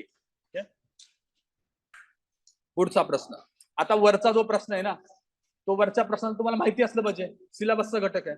नाहीतर म्हणा की सर तुम्ही सांगितले असेंडिंग ऑर्डर 6, 7, 8, 9, मी लिहिलं 7, असं करायचं नाही. जिथं तुम्हाला काहीच माहित नाही त्या ठिकाणी हे वापरायचं आहे. ओके, पुढे राष्ट्रीय शैक्षणिक धोरणामध्ये नमूद केल्यानुसार 10 गाभा घटकांमध्ये कोणत्या घटकांचा समावेश होतो? आपण बघितले 10 कोर फॅक्टर्स आणि 10 कोर व्हॅल्यूज असं आपण 2 घटक केले. गाभा घटक वेगळे आणि मूल्य वेगळे. त्यांनी इथं विचारले घटक, मूल्य नाही विचारले. खाली वाचा, श्रम प्रतिष्ठा, वैज्ञानिक दृष्टिकोन, स्त्री पुरुष समानता आणि पर्यावरण संरक्षण. आणि खाली ऑप्शन मध्ये त्यांनी ऑल ऑफ द अबव दिलं नाही. तर मला एक इलिमिनेट करायचं आहे. मी कुठलं इलिमिनेट केलं पाहिजे? श्रम प्रतिष्ठा, कारण ते मूल्यांमध्ये येतं, गाभा घटकांमध्ये ते येत नाही. ओके, त्यामुळे मी अ ला इलिमिनेट केलं आणि उत्तर आहे माझं ब क ड. ओके, आता हा प्रश्न येऊन गेल्यानंतर अनेक पुस्तकात ते अपडेट केलेलं आहे की 10 गाभाभूत घटक आणि मूल्ये एकदा वाचून घ्या. मूल्य आपल्याला माहिती असतात आणि आपल्याला ते एक शाळेमध्ये सुरुवातीचा जो तास असतो त्याच्यामध्ये ते रोज एका मूल्यावरती बोलायला लागायचं ना. तर त्यातलं हे श्रम प्रतिष्ठा म्हणा किंवा राष्ट्रीय एकात्मता, वक्तशीरपणा, नीटनेटकेपणा, स्वच्छता, असे काही काही 10 मूल्य होती. ती एकदा बघून घ्या, मूल्य पाठ करा, मग तुम्हाला घटक करायची गरज नाही. 46 बघा, मुलींच्या शिक्षणाला चालना देण्यासाठी महाराष्ट्र शासनाने कोणती योजना सुरू केली आहे? अहिल्याबाई होळकर योजना, सावित्रीबाई फुले दत्तक पालक योजना, देवदासी पुनर्वसन योजना, जिजामाता महिला आधार योजना. काय उत्तर देणार? या सगळ्याच योजना मुलींच्या शिक्षणाशी संबंधित होत्या, त्यामुळे उत्तर आहे रद्द. त्यांनी रद्द केलेलं आहे, कारण खाली त्यांनी ऑप्शन्स पण दिले नव्हते. राष्ट्रीय शैक्षणिक धोरण 68च्या शिफारसी कोणत्या आहेत बघा? सर्व 14 वर्षापर्यंतच्या मुला मुलींना मोफत व सक्तीचे शिक्षण उपलब्ध करून देणे. पहिलं स्टेटमेंट बरोबर आहे, हा मुद्दा होता आपला. पुढे राज्य सरकारांनी शाळा पातळीवर त्रिभाषा सूत्राचा वापर करणे, होता मुद्दा, बरोबर आहे. सामाजिक संक्रमणाला चालना देण्यासाठी मुलीच्या शिक्षणावरती भर देणे असायला पाहिजे. पुढचा मुद्दा, अंशकालीन शिक्षण आणि अंशकालीन अभ्यासक्रमांना समान दर्जा देणे, हा पण मुद्दा असला पाहिजे. ज्यांना पूर्ण शिक्षण घेता येत नाही त्यांना अंशकालीन शिक्षण सुद्धा असायला हवं. ओके. राष्ट्रीय मूल्यांकन आणि अधिमान्यता परिषदेची स्थापना करणे. ओके. ह्याच्याबद्दल तुमचं कन्फ्युजन असलं पाहिजे. मग खाली ऑप्शन मध्ये ऑल ऑफ दी अबव दिसते का कुठे? नाही. मग तुम्ही ABC तरी माझं बरोबर आहे आणि D ला पण मी योग्य केलेलं आहे. फक्त E बद्दल डाऊट असताना मी काय लिहिलं पाहिजे? ABCD लिहून आलं पाहिजे. ओके.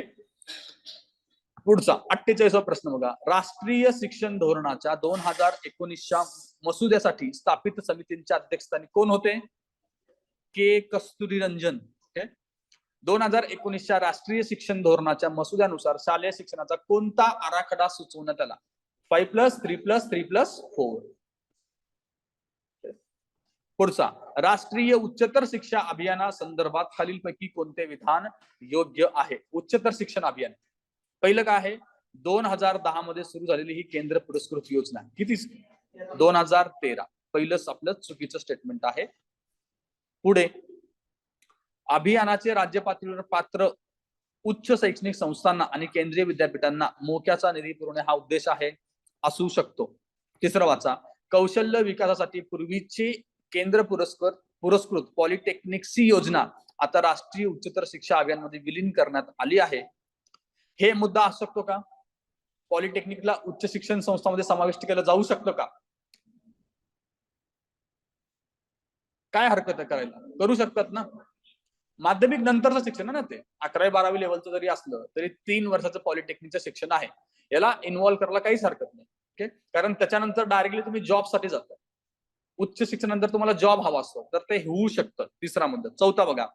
प्रादेशिक असमतोल दूर करणे हा या अभियानाचा उद्देश असून उच्च शिक्षण संस्था नसणाऱ्या आणि उच्च शिक्षण संस्था कमी असणाऱ्या भागात त्यांची उभारणी करून उच्च शिक्षणाच्या संधी वाढवण्यास प्रयत्न करणे. चौथा मुद्दा सुद्धा मला जास्त योग्य वाटतोय. दुसरा, तिसरा, चौथा तिन्ही योग्य वाटते. सेकंड जरी कॅन्सल झाला असलं तरी आपण उत्तर काय लिहून येणार आहात? ऑप्शन क्रमांक 4. कारण तो सगळ्यात जास्त योग्य आणि एक सेल्फ एक्सप्लेन आहे. उच्च शिक्षणामधील प्रादेशिक असमतोल दूर करणे हा इतका मोठा घटक आहे, त्याच्यामध्ये वरचे दोन्ही पॉईंट सुद्धा ऑटोमॅटिकली येतात. हे इन्क्लुझिव्ह आन्सर आहे ते. त्यामुळे आपण उत्तर 4 लिहून येणं अपेक्षित आहे. पुढे राष्ट्रीय साक्षरता मोहीम आता साक्षर भारत म्हणून ओळखली जाते का? बरोबर आहे. आता काय ओळखली जाते? नवसाक्षर भारत. आणि ते पढना लेखना काय तशी पण एक योजना होती ना, ती पण गेलं का? अच्छा. पढना लेखना पण गेल्या, ते नवसाक्षर भारत. आता सगळं नवीन न्यू इंडिया होतोय, सॉरी नव भारत होतोय. तर इंडिया नाव पण तुम्ही आता घेऊ शकत नाही ना. पुढे प्रमुख भर प्रौढ साक्षरतेवरती आहे. प्रमुख भर प्रौढ साक्षरतेवरती आहे कायचा? साक्षर भारत मध्ये आपण व्यावसायिक शिक्षण आणि कौशल्य पण देत होतो ना. एवढं मला क्लिक झालं. याला ब ला असंच ठेवा. पुढे चला. क प्रधान लक्ष 15 वर्षावरील प्रौढ गटाच्या कार्यान्वित साक्षरतेवरती आहे. 15 पेक्षा वरती आहे. मला बरोबर आहे? क बरोबर आहे. ड बघा.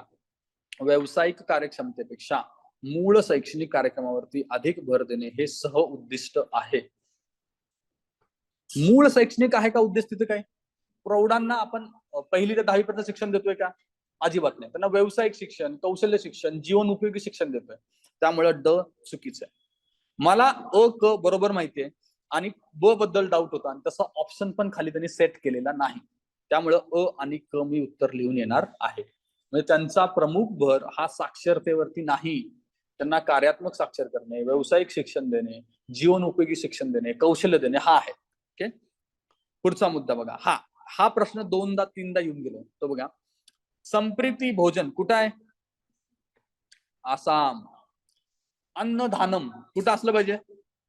आता याच्यामध्ये अन्नधानम हा शब्द वाचला की मला साऊथ वरले स्टेट आले पाहिजे ना लक्षात. इथे एकच आहे, पुद्दुचेरी. 4. ओके. ब ला 4 जोडा, तुम्हाला डायरेक्टली उत्तर भेटतं. एक जरी माहिती असलं तरी तुम्हाला उत्तर येऊन जातं. ओके. उत्सव भोजन कुठं आहे? कुठला असला पाहिजे ते? राजस्थान. ओके. आणि प्रीती भोजन कुठं आहे? पंजाब. ओके. आता मात्र सगळं लक्षात ठेवा कुठं काय आहे. पुन्हा हा प्रश्न आला आणि आलाय सुद्धा. 21 ला आलाय प्रश्न. ओके. पुढे बघूया आपण. 53. वंचित घटकांच्या नाव नोंदणी आणि शिक्षणाच्या गुणवत्तेत वृद्धी करण्यासाठी कोणत्या योजना शासनाने राबवलेल्या आहेत? जिल्हा प्राथमिक प्रशिक्षण कार्यक्रम. याच्यात वंचित घटकांना काय रोल असणार आहे का? ऑफकोर्स असणार आहे ना. सगळ्यांसाठी येते. पुढचं सर्व शिक्षा अभियान, याच्यात आपण बोललो होतो का महिला SC ST बद्दल आहे. पुढे राष्ट्रीय माध्यमिक शिक्षा अभियान, यात पण त्यांच्यावरती जास्त भर असला पाहिजे. लोक जुंबिश, कुठे योजना आहे, काय योजना आहे, कुणालाच माहित नाही, पण याला रिजेक्ट करणार आहे का तुम्ही? अजिबात नाही, याला सुद्धा तुम्हाला घ्यायचं आहे. आणि हा लोक जुंबिश दोनदा येऊन गेला, हा लक्षात घ्या की हा घटक आहे आपला शिक्षणाच्या बाबतीमधले. त्यामुळे all of the above minimum rejection नुसार लिहून यायचं आहे. पुढे जाऊया आपण. शासनाच्या शैक्षणिक योजना बघा. सक्षम मगाशी बघितली आपण, कुणासाठी होती? दिव्यांगांसाठी. अ ला 3 जोडा, तुमचं 1 आणि 3 नंबरचा ऑप्शन एलिमिनेट झाला. पुढे उडान, उडान मुलींसाठीची योजना होती. मग ते कुठे जोडणार तुम्ही? मुलींच्या शिक्षणाचा विकास करणे. साक्षर भारत काय? प्रौढ शिक्षण. प्रगती काय? तांत्रिक शिक्षण मुलींसाठीची. या सगळ्या योजना आपण बघितलेल्या आहेत. उत्तर आहे आपलं 4 नंबरचं. 55 बघा. राष्ट्रीय छात्र सेनेच्या म्हणजे नॅशनल कॅडेट कोर्सच्या पदवीधारांना लोकसेवा आयोगाची एकत्रित संरक्षण सेवा परीक्षा कंबाइंड डिफेन्स सर्व्हिस परीक्षा न देता केवळ सर्व्हिसेस सिलेक्शन बोर्ड सेवा निवड मंडळाच्या मौखिक परीक्षेनंतर किंवा परीक्षेच्या आधारावरती कमिशन्ड ऑफिसर अधिकारी होता येते, परंतु त्यांना पुढील बाबी आवश्यक नाहीत. हे काही वाचनाचा अभ्यासाचा घटक अजिबात नाही. आता कॉमन सेन्स न बघा. राष्ट्रीय छात्र सेनेचा C दाखला तुमची एक्झाम घेत नाही, याचा अर्थ तुम्हाला कुठला तरी दाखला असला पाहिजे. लॉजिकल आहे, पहिलं बरोबर आहे. किमान E दर्जा असेल, याच्यामध्ये ABCD दर्जा असं काही कन्फ्युजन करून घेऊ नका. भौतिक शास्त्र आणि गणितासह पदवी असायला पाहिजे का? जनरली असायला हवी. पदवी परीक्षेत किमान 60% गुण असायला पाहिजेत. ओके, हे सुद्धा कंडिशन असू शकते. पण त्यांनी खाली काय सांगितलं? वरीलपैकी कोणती बाब आवश्यक नाही, म्हणजे मला एकच बाब निवडायची. ओके, मग ती कुठली असली पाहिजे? पदवी परीक्षेत 60% गुण ही कंडिशन तुम्ही ठेवायला नाही पाहिजे. कारण अशी कंडिशन आपण कुठे कुठे ठेवलं का? कुठं? RBI ला ठेवलेलं आहे. ओके, आणि हे आर्मीच्या बाबतीतली गोष्ट असेल, बरोबर आहे, त्यांच्याकडे आहे. बट ही आर्मीच्या संबंधितली ही केस आहे. तर त्या केसमध्ये तुम्ही अशी कंडिशन ठेवून उलट एक कंडिशन काय की आर्मीला आपल्याला कशी मुलं पाहिजेत? एक त्याची पॅशनेट असणारे आणि फिजिकल स्ट्रॉंग असणारे. तिथं तुम्ही हुशार विद्यार्थ्यांना घेऊन काय करणार? म्हणजे ऑफकोर्स असायला पाहिजे. ओके, पण ती कंडिशन आपल्याला नसली पाहिजे, म्हणून आपण ते तसं करतोय. आणि त्यातही वरच्या 3 पैकी चौथं जास्त चुकीचं वाटतंय. आणि समजा तर तुम्ही असं ऑप्शन दिले असते अ ब बी सी असं दिलं असतं, तर मी वरीलपैकी सर्व घेतलं असतं. कुठल्याच कंडिशनची गरज नाही किंवा यापैकी नाही असं निवडलं असतं. याचं आपल्याला एक निवडायचंच आहे, म्हणून मी चौथं निवडलं. 60% वगैरे कंडिशन असायला नाही पाहिजे. ओके, हा ना, एक्झाम न घेता पण तुम्हाला पदवी तुम्ही ऑलरेडी दिली आहे ना, तिथल्या गुणांचा विषय चाललाय. येस, तर ही कंडिशन नसायला पाहिजे, कारण हे केलं तर आपला निम्मा भारत इथंच आउट होऊन जाईल. ओके, हा, युपीएससीला पण नाही तशी कंडिशन, एमपीएससीला सुद्धा नाही. ओके, अशी कंडिशन तुम्ही ठेवलीच नाही पाहिजे, कारण इलिमिनेशन जास्त होतं. ओके, टेक्निकल एंट्री, अच्छा ती इंजिनिअरिंग कॉलेज वरती घेतात ते शॉर्ट शॉर्ट कमिशन वाली. ओके, तिथे अशी 60%ची कंडिशन आहे का? ओके, ठीक आहे. ओके, आता पुढचा प्रश्न बघा. सर्व शिक्षा अभियानाच्या सुरुवातीला शिक्षणामध्ये अप्रगत असलेले गट खालील 2 निकषानुसार ठरवले गेले. अप्रगत गट कसा ठरवायचा ते निकष त्यांनी विचारलेला आहे. पहिलं काय सांगतं? स्त्रियांमध्ये साक्षरता राष्ट्रीय सरासरीच्या वर असणे आणि साक्षरतेमध्ये लिंग आधारित फरक राष्ट्रीय सरासरीच्या खाली असणे. काहीतरी गडबड आहे का? गडबड खालचं वाचा. स्त्रियांमध्ये साक्षरता राष्ट्रीय सरासरीच्या खाली असणे. वंचित गट, तुम्हाला अप्रगत असलेला गट निवडायचा आहे. पहिलं काय म्हणतं? स्त्रियांमध्ये साक्षरता राष्ट्रीय सरासरीच्या वर आहे. मग ते कसं काय अप्रगत झाले? ते तर प्रगत झाले. त्यामुळे पहिलं ऑप्शन तर तुम्ही लिमिट करणार आहे. खालचा साक्षरता दर त्या स्त्रियांचा राष्ट्रीय सरासरीपेक्षा खाली आहे. बरोबर आहे, खाली आहे. आणि पुढे आहे साक्षरतेमध्ये लिंगाधारित फरक राष्ट्रीय सरासरीच्या वर आहे. लिंग आधारित वर आहे म्हणजे लक्षात येते का? पुरुष आणि स्त्रियांच्या साक्षरतेमधला फरक इथं जास्त आहे. त्यामुळे 2 नंबरचं स्टेटमेंट बरोबर आहे. ओके, हे बघितले आपण. कस्तुरबा गांधी आणि एलिमेंटरी एज्युकेशन या दोन्ही योजनांमध्ये ही सेम कंडिशन होती. ओके, पुढे सर्व शिक्षा अभियान 2001 ला सुरुवात झाली आहे. चुकीचं करणार कायला? 2001 देऊ दे किंवा 2001 असं देऊ दे, दोन्ही सुद्धा बरोबर घ्यायचं आहे. सर्व शिक्षा अभियानाचा एक उद्देश 80% नोंदणी करणे आहे. 100% का नाही बाबा? असायला पाहिजे ना 100%. काय चुकीचं त्याच्यामध्ये? ओके, ब चुकीचं करा, डायरेक्टली उत्तर येतं आणि क. आणि सी तरी बाय डिफॉल्ट बरोबर असलं पाहिजे. प्राथमिक शिक्षणात मुले आणि मुली यांच्यातील तफावत भरून काढणे. 58वा प्रश्न बघा. सर्व शिक्षा अभियान मधील पुढील विधाने वाचा आणि त्यांच्याविषयी चुकीचे विधान पुढील विधानातून शोधा. शिक्षेचा अधिकार कायद्याच्या अंमलबजावणीचे हे प्रमुख साधन आहे. ओके, आणि हा या स्वरूपाचा जगातील सर्वात मोठा कार्यक्रम आहे. जगातले सगळे मोठे आपण करतो, आपण छोटे मोठे काहीच करत नाही. त्यामुळे पहिलं स्टेटमेंट आपलं बरोबर आहे. आणि शिक्षेचा अधिकार आहे. सर्व शिक्षा अभियान हा शिक्षेचा अधिकार आहे तुम्हाला. कायदा त्याला जोडलेला पण आहे आपण नंतर 2009 मध्ये. ओके, त्यामुळे पुढचा पहिला मुद्दा बरोबर आहे. पुढचा, हे अभियान राबवण्यामागचा हेतू प्राथमिक, माध्यमिक आणि उच्च शिक्षणातील सामाजिक आणि लिंगावर आधारित दरी कमी करणे. बाय डिफॉल्ट असायला पाहिजे एसएससी मध्ये. ओके, याच्यात काय गडबड आहे? एसएससी कशासाठी आहे? सर्व शिक्षा अभियान कोणासाठी आहे? प्राथमिक. मग इथं तुम्ही प्राथमिकला गोल केले पाहिजे, माध्यमिकला पण केले पाहिजे आणि उच्च शिक्षणाला पण केले पाहिजे. फक्त प्राथमिक आहे, माध्यमिक उच्च शिक्षणाचा काही संबंध नाही.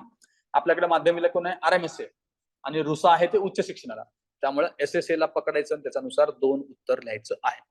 पुढे बघा 59. खालीलपैकी कोणते मुद्दे सर्व शिक्षा अभियानासंदर्भात चुकीचे आहेत म्हटलेले. ओके, त्यातलं बघा पहिलं, वैश्विक प्राथमिक शिक्षणासाठीचे कार्यक्रम. हे बरोबर असायला पाहिजे. सर्व शिक्षा अभियान युनिव्हर्सल एज्युकेशन आहे, बरोबर. पुढे, मूलभूत शिक्षणाच्या माध्यमातून सामाजिक न्याय प्रसार करण्याच्या मार्गातील अडथळा. सर्व शिक्षा अभियान हे अडथळा असेल का?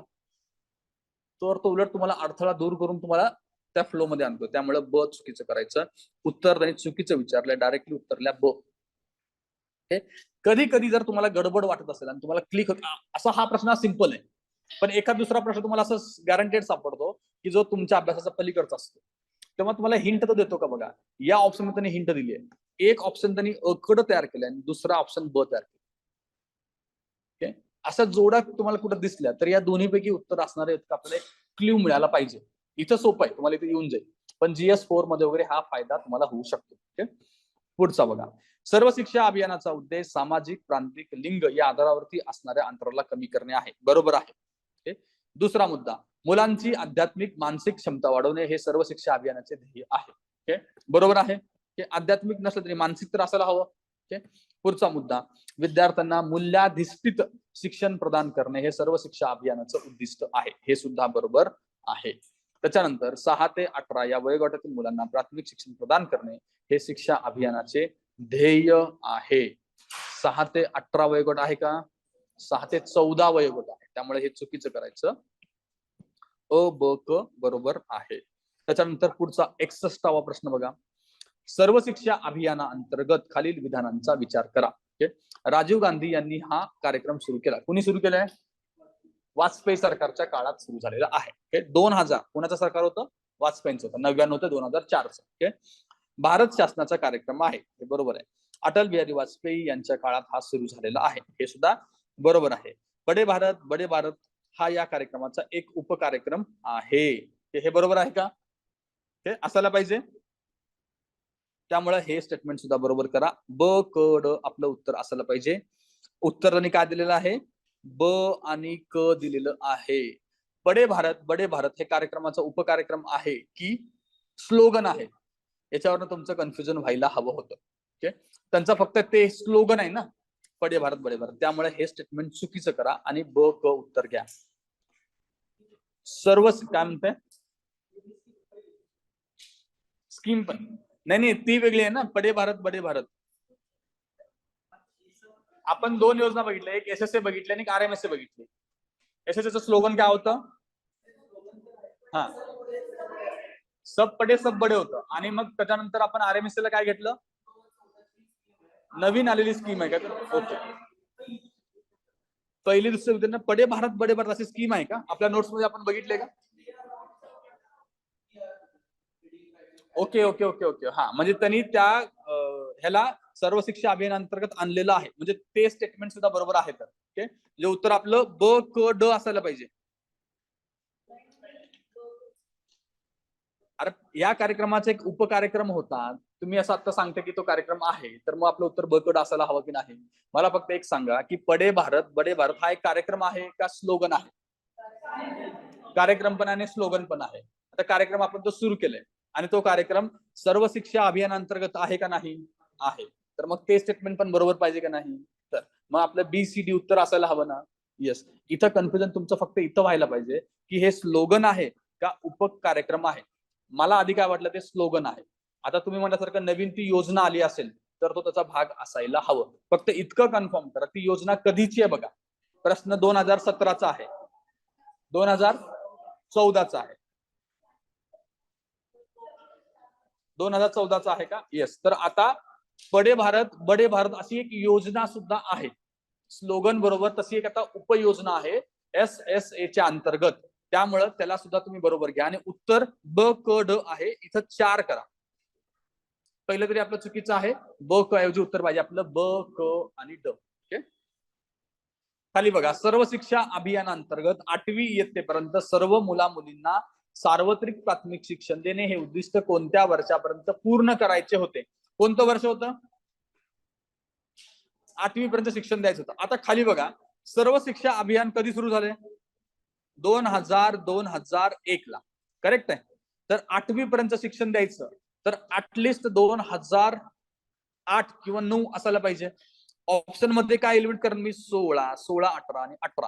हे खूप लांबचे आहेत. जवळचं कोण आहे? 2010. त्यामुळे मी 2010 लिहिलं पाहिजे. ओके. पुढचा हा प्रश्न काही पण आहे. त्यामुळे तुम्ही अशा प्रश्नांची तयारी करू नका. सर्व शिक्षा अभियानाचे गीत स्कूल चले हम चे गीतकार आणि संगीतकार कोण आहेत? ओके. त्यातलं पहिलं आहे गीतकार जावेद अख्तर, संगीतकार AR रहमान. ओके. दुसरा ऑप्शन आहे गीतकार मेहबूब, संगीतकार आहेत शंकर एहसान लॉय. गीतकार गुलजार, संगीतकार अजय अतुल. हे तर मी आधी एलिमिनेट करेन. यांना आता आपण नॅशनल लेवलला बघतोय, आता नाही, याच्या आधी नव्हते. त्यामुळे हे आपण एलिमिनेट केलं पाहिजे. ओके. खाली गीतकार प्रसून जोशी आणि संगीतकार जतीन ललित. प्रसून जोशी हे करतील का? ते फक्त इंटरव्ह्यू घेतात. आप में एक फकीरी है ते तिथून येतं. बाकीकडनं आलं पाहिजे का? नाही. इंटरव्ह्यू बघितला का तुम्ही? प्रसून जोशींचा इंटरव्ह्यू बघा, त्यांनी घेतलेला आहे. ओके. तर हे आउट करा. आपले राहिलेत 1 आणि 2 मध्ये. 1 आणि 2 मध्ये आपण काय लिहिलं पाहिजे? 2 लिहिलं पाहिजे. आता असे अनेक गाणे आलेले आहेत. ते अनेक गाणे काय तुम्ही बघत बसू नका. याचा संगीतकार कोण आहे, नसं हे काय, अशा गोष्टीला काही अर्थ नाही. ओके. पुढचं बघा, काही राज्यांचे अपवाद वगळता 2015-16 नंतर सर्व शिक्षा अभियानासाठी केंद्र आणि राज्य सरकारमध्ये निधी वाटप पद्धतीचे प्रमाण डॅश डॅश आहे. माहिती नसलं तरी काय लिहिलं पाहिजे आपण? 60-40. पुढचं, सर्व शिक्षा अभियानाच्या संदर्भात खालील विधाने विचारात घ्या. प्रारंभ 2001 बरोबर करतोय आपण. त्याचा प्रारंभ प्राथमिक शिक्षणाचे सार्वत्रिकरण साध्य करण्यासाठी झालाय. बरोबर आहे. वरचा सेम प्रश्न रिपीट आहे बघा 2020 ला. ओके. बडे भारत हा त्याचा उपक्रम आहे. बरोबर घेतोय. त्याच्यानंतर शिक्षण नावाचे सरकारी द्वार म्हणजे वेब पोर्टल हे सर्व शिक्षा अभियान कार्यक्रमाच्या निरीक्षणासाठी सुरू केलेले आहे. शिक्षण होतं का ते?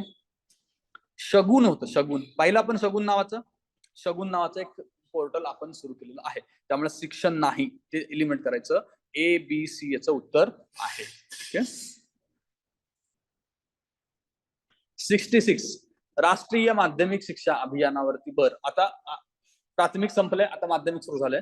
राष्ट्रीय माध्यमिक शिक्षा अभियानाचा भर खालीलपैकी कोणत्या विषयावरती आहे? विज्ञान सगळीकडे आहे. गणित फोकस होतं का आपलं? आहे. गणित 2 नंबर मध्ये नाहीये. पहिला 2 इलिमिनेट करा. ओके. त्याच्यानंतर प्रादेशिक भाषा, संगणक कुठं होतं का? संगणकाचा रेफरन्स नसला पाहिजे. मग प्रादेशिक भाषा का इंग्रजी शिक्षण घेतलं पाहिजे आपण? इंग्रजी शिक्षण घेतलं पाहिजे. उत्तर क्रमांक आहे आपला 4. ओके. पुढे बघा, राष्ट्रीय माध्यमिक शिक्षा अभियानाच्या अंमलबजावणी संस्थांच्या कामात सुसूत्रता आणण्याचे कार्य केंद्र सरकारच्या मंत्रालयाकडे सोपवले गेले आहे. 2017चा प्रश्न आहे. त्यावेळेस मानवी संसाधन विकास मंत्रालय होते, शिक्षण मंत्रालय नव्हते. ओके. पुढे 68वा, RMS ची अंमलबजावणी कोणत्या वर्षी सुरू झाली? राष्ट्रीय माध्यमिक शिक्षा अभियान कधी झाली? 2009. आणि रुसा 2013. आता इथं बघा 2008, 9, 10 तुम्ही सिक्वेन्स मध्ये लावू शकता. हे बरोबर येईल, पण हे तुम्हाला माहितीच असलं पाहिजे. ओके. पुढे 69, भारतामध्ये उच्च शिक्षणासाठी एकूण नाव नोंदणी प्रमाणासंबंधी खालीलपैकी कोणते विधान बरोबर आहेत? पहिलं आहे, भारतामध्ये उच्च शिक्षणाचे एकूण नाव नोंदणी प्रमाण 12.4% आहे. उच्च शिक्षणाबद्दल चाललं आहे. मला आकडे काही विचारात घ्यायची गरज आहे का? नाही, मी याला बरोबर घेणार. पुढे, एकूण नाव नोंदणी प्रमाण वेगवेगळ्या राज्यात 10 ते 33% दरम्यान आहे. असू शकते. ओके, अवरेज एकदम काही लांबचा नाहीये. 10 ते 33 आणि 12%च्या आसपास आहे. ते मला जास्त लांबचं वाटत नाही. ओके, पुढे, उच्च शिक्षणाचे एकूण नाव नोंदणी प्रमाण देशातील विविध धार्मिक समुदायानुसार बदललं जातं. कॉमन सेन्स आहे तोही आपला बरोबर आहे. भारतातील उच्च शिक्षणासाठी झालेले एकूण नाव नोंदणी प्रमाण हे जगात सर्वात जास्त आहे. असायला पाहिजे का? अजिबात नाही. जगात आपण सगळ्यात जास्त नाही. त्यामुळे हे, आणि काय म्हणले त्यांनी, संख्या म्हणलं असेल तर मी मान्य केलं असतं एखाद्या वेळेस, ते पण प्रमाण सांगितलेलं आहे, तर प्रमाण तरी अजिबात नसलं पाहिजे. त्यामुळे हे उदाहरण चुकीचं करा आणि अ ब क लिहून घ्यायचं आहे. पुढचा, भारताचा साक्षरता दर किती आहे? 73 आहे का? ऑलमोस्ट 73, 72.99 काहीतरी आहे.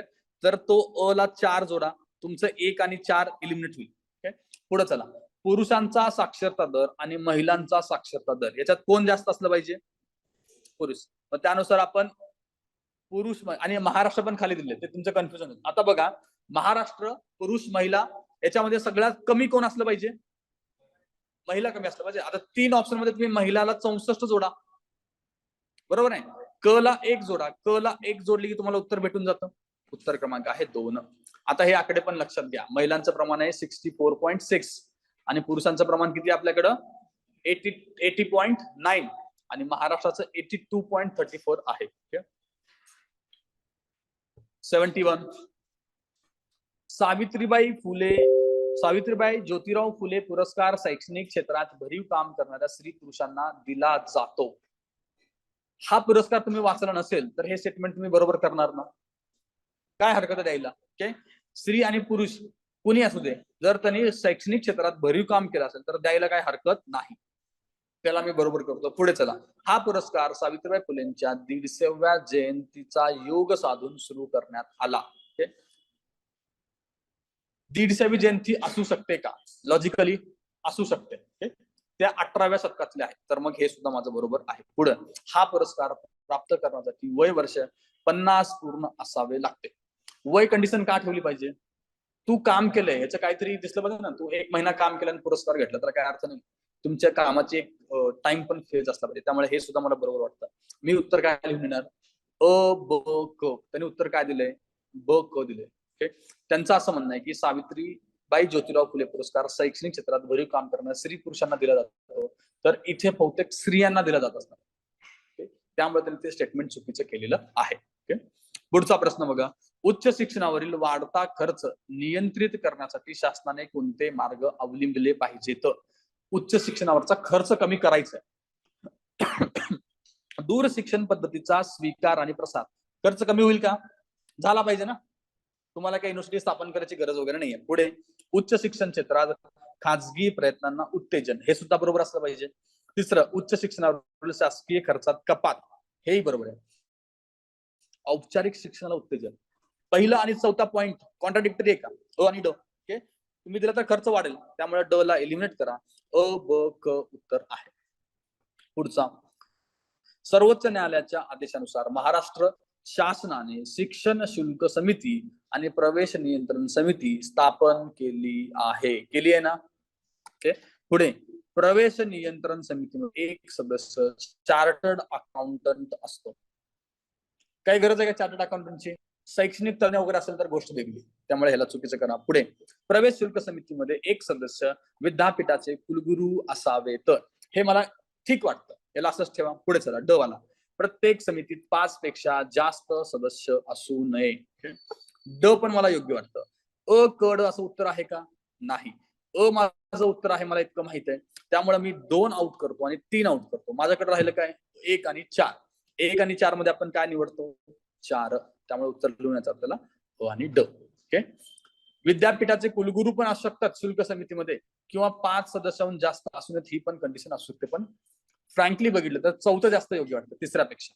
कुलगुरू असायला पाहिजे हे काही गरजेचं नाही. पुढे, उच्च शिक्षण घेऊनही किमान अपेक्षा पूर्ण न झाल्यामुळे तरुणात येणारी विफलता ही देशाला धोकादायक असणारी समस्या कशामुळे निर्माण झाली आहे? उच्च शिक्षण घेऊनही किमान अपेक्षा पूर्ण झालेल्या नाहीये. तर बघा, विद्यापीठांची स्वायत्तता ही चांगली गोष्ट आहे ना. जर तुम्ही स्वायत्त दिली की क्वालिटी वाढेल असं आपल्याला वाटतं. त्यामुळे हे कारण विद्यार्थ्यांच्या निराशेचं नसायला पाहिजे. ओके, त्यामुळे पहिलं तरी इलिमिनेट केलं पाहिजे आपण. इलिमिनेट करा, तुमचा ऑप्शन क्रमांक 1 जातो आणि ऑप्शन क्रमांक 4 जातो. ओके, आता पुढे या. उच्च शिक्षणाबाबत प्रवेशांचे मुक्त द्वार धोरण आहे का? बरोबर, तुम्ही मुक्त द्वार धोरण केले म्हणजे सगळ्यांना तुम्ही अलाउड केलेलं आहे. ओके, मग ज्यांना त्यांच्या आवडीनुसार फील्ड निवडता येत नाही किंवा ज्यांना त्यांची कॅपेबिलिटी ज्या फील्ड मध्ये आहे तिकडं न जाता ते कुठे, आता बघा इंजिनिअरिंग कसं झालं, एवढे कॉलेजेस झाले तर सगळी मुलं इंजिनिअरिंगला झाली. ओके, एक 50-60 वर्षापूर्वी इंजिनियरचं घर कुठं आहे असं विचारलं तर गावात सांगितलं जातं की इतरांचं घर आहे, कारण एखाद दुसरं असायचं शहरामध्ये. पण आता कुठं पण इंजिनियर्स आहेत. तर ते मुक्तद्वार धोरणाचं आपलं नुकसान आहे. मला योग्य वाटतं, अपेक्षा पूर्ण झाल्या नाहीत आपल्या. पुढं, उच्च शिक्षण घेणाऱ्या विद्यार्थ्यांची संख्या आणि विविध क्षेत्रातील मनुष्यबळांची गरज यांचा मेळ न साधल्यामुळे, हे पण बरोबर आहे, योग्य वाटतंय. विद्यापीठ शिक्षणाचे माध्यमचा विषयच इथे नाही. ओके, त्यामुळे चुकीचं करा आणि ब आणि क उत्तर आहे. ओके, उच्च शिक्षणातील शैक्षणिक स्वायत्ततेचा प्रश्न हा पुढील बाबींशी निगडीत आहे. खाजगी शिक्षण संस्थांना पूर्णपणे मोकळीक देणे आहे का? स्वायत्तता म्हणलं ना, असायला पाहिजे. ओके, पूर्ण मोकळीक दिली पाहिजे. पुढे, प्राध्यापकांची शैक्षणिक पात्रता व नियत कार्य आणि दायित्व यांचे स्वरूप ठरविण्याचे त्यांना स्वातंत्र्य असलं पाहिजे, म्हणजे स्वायत्त ना. त्यांना ठरवलं त्यांना काय काम करायचं किंवा काय नाही ते. त्यामुळे ब सुद्धा बरोबर आहे. प्रवेश परीक्षा संबंधीचे नियम आणि निकष निश्चित करण्याचे स्वातंत्र्य आहे. हे सगळे स्वायत्ता ऑटोनॉमीचेच मुद्दे आहेत. ओके, पुढचा मुद्दा, शासनाने उच्च शिक्षणाचे फक्त नियमन आणि सनियंत्रण करावं, मग कसली स्वायत्ता आली? हा प्रश्न त्यात आलाच नाही पाहिजे. त्यामुळे लिमिट करा, ब क आपलं उत्तर आहे. 76 बघा, स्वातंत्र्योत्तर भारतातील शिक्षण व्यवस्थेतील त्रुटीसाठी पुढीलपैकी कोणती कारणे जबाबदार आहेत? देशात दुर्गम भागामध्ये शाळांची उपलब्धी नसणे, बरोबर आहे. पुढचा मुद्दा, शाळांमध्ये आवश्यक अशा सुविधा नसणे. इयत्ता 4च्या आसपास शाळा सोडण्याचे अतिरिक्त प्रमाण विशेषतः मुलींमध्ये, बरोबर आहे. शिक्षणाच्या दर्जातील घसरण सुद्धा बरोबर आहे. या सगळ्या त्रुटी आपल्या शिक्षण व्यवस्थेत आहेतच. पुढचा मुद्दा, खालीलपैकी कोणते विधान बालकांच्या मोफत व सक्तीच्या शिक्षणाच्या हक्कांशी संबंधित आहे? बालक म्हणजे 6 ते 14 वयोगटातील मुले मुली, बरोबर आहे. कायद्यानुसार आपण बघितले त्या. मोफत शिक्षण म्हणजे निशुल्क शिक्षण, बरोबर आहे. प्राथमिक शिक्षण म्हणजे 1ली ते 4थी पर्यंत शिक्षण, 1ली ते 8वी पर्यंत शिक्षण. क एलिमिनेट करा आणि ड बरोबर आहे. ब ड उत्तर आहे आपलं. ओके, त्याच्यानंतर पुढचा प्रश्न 78, कुठली घटना दुरुस्ती आहे? 86. ओके, भारतीय संविधानात अंतर्भूत करण्यात आलेला शिक्षणाचा मूलभूत हक्क 86 नुसार आहे. शिक्षणाचा अधिकार 2009 नुसार आपण शाळा व्यवस्थापन समिती स्थापन करतो. त्याच्या रचनेबद्दलच बघा, 50% महिला सदस्य, ही कंडिशन होती का? होती. पहिलं बरोबर आहे. तुमचे ऑप्शन 2, 3, 4 एलिमिनेट झाले. डायरेक्टली तुम्हाला उत्तर येऊन गेलं ब आणि क. हे का करायचं? जर तुम्ही 2 नंबरचं वाचलं असतं, 2 विद्यार्थ्यांना सहभाग पैकी 1 विद्यार्थिनी, आपण हे कुठेच वाचलं नाही, म्हणजे तुम्ही कन्फ्युजन वाढून बसला असतात. त्यामुळे खाली लगेच ऑप्शन कडे जाणं गरजेचं आहे. आता ब पण बरोबर आहे आणि आर्थिक सामाजिक मागास पालकांचे प्रतिनिधित्व पण बरोबर आहे. शिक्षण अधिकारी प्राथमिक नसतो आणि उच्च शिक्षित व्यक्तींचे प्रतिनिधित्व पण नसते. ओके, पुढे, राष्ट्रीय माध्यमिक शिक्षा अभियानाचा भर खालीलपैकी कोणत्या विषयावरती आहे? रिपीट झालाय प्रश्न. ओके, विज्ञान, गणित आणि इंग्रजी शिक्षण, हे आपण आता मगाशीच पाहिलेलं आहे. स्वातंत्र्योत्तर माध्यमिक शिक्षणाचा सर्वकष विचार करण्यासाठी कोणता आयोग नेमला होता? हंटर आयोग काढून टाकलं होतं आपण, सप्रू काढून टाकलं होतं. उत्तर काय पाहिजे आपलं? क आणि ड. पुढे, माध्यमिक शिक्षण आयोगाने म्हणजे मुदलियार आयोगाने माध्यमिक शिक्षणाविषयक पुढीलपैकी कोणत्या शिफारशी केलेल्या आहेत? 3 वर्षाचे, पुन्हा सेम रिपीट प्रश्न आहे. 3 वर्षाचे माध्यमिक, 4 वर्षाचे उच्च माध्यमिक, अध्यापनाचे माध्यम मातृभाषा, पदवी अभ्यासक्रम 3 वर्ष, प्रत्येक राज्यात माध्यमिक शिक्षण मंडळ वरीलपैकी सर्व शिफारसी त्यांनी दिलेल्या आहेत. Minimum rejection. आता पुढे बघा, राष्ट्रीय माध्यमिक शिक्षा अभियानाच्या गुणवत्ता हस्तक्षेपाच्या बाबी कोणत्या आहेत? पहिला मुद्दा, विज्ञान, गणित, इंग्रजीवरती भर असायला पाहिजे का? गुणवत्ता हस्तक्षेप, गुणवत्ता वाढवायची. पहिला मुद्दा बरोबर आला आपला. पुढचा, अध्यापन अध्ययन सुधारणा, बरोबर आहे. दुसरा मुद्दा, शाळेमध्ये महिला शिक्षकांचे आधिक्य. आणि खालचा आहे आयसीटी आधारित शिक्षण. आणि खाली option all of the above आहे का? अजिबात नाही. तर मग सी आणि डी मध्ये निवडताना तुम्ही सी निवडाल का डी निवडाल? डी निवडलं पाहिजे ना. आपण जेंडर न्यूट्रल कडे जातोय ना, जाणं अपेक्षित सुद्धा आहे. त्यामुळं सी चुकीचं आहे. ओके, ए बी डी उत्तर असायला हवं. आणि ऑल ऑफ द अबव असल्यास उत्तर का लिहिलं असतं तुम्ही? ऑल ऑफ द अबव लिहिलं असतात का? सी नंबरचं स्टेटमेंट, शाळेमध्ये महिला शिक्षकांचे आधिक्य, हे लिहिलं असतं का? लिहिलं असतं. का बरं लिहिलं असतं आपण बरोबर आहे. मग इक्वल म्हणलं असतं. महिला आणि पुरुष शिक्षकांची संख्या इक्वल असली पाहिजे. आताही आपलं धोरण तेच आहे. महिला शिक्षकांची भरती अधिक करून दोघांना इक्वल आणायचं आहे. आणि महिला शिक्षकांचं जास्त महत्व प्राथमिकला आहे ना. लहान मुलांच्या केसमध्ये त्यांना जास्त गरज असते म्हणून. ओके, तर ऑल ऑफ दी अबव जरी असल्यास तरी इतका विचार करून आपण त्याला एलिमिनेट करायला पाहिजे होतं. ओके, पुढे अयोग्य कथन त्यांनी विचारलेलं आहे. प्राथमिक शाळेमध्ये अनुसूचित जातीतील मुलांची नोंदणी 2010-11 मध्ये 19% वरून 15-16 मध्ये 19.8 पर्यंत वाढली आहे. आता 10-11 आणि 15-16 मध्ये वाढ झाली नक्की आहे. हे होऊ शकतं एवढं की आपला स्पीड बघता की जसं सिंचन आपलं वाढतं तर त्यानुसार आपलं ते योग्य आहे. त्यानंतर दुसरं, प्राथमिक शाळेमध्ये मुस्लिम मुलांची नोंदणी 2010 मध्ये 12.5% वरनं 13.8 पर्यंत वाढली आहे. हे सुद्धा मला योग्य वाटतं.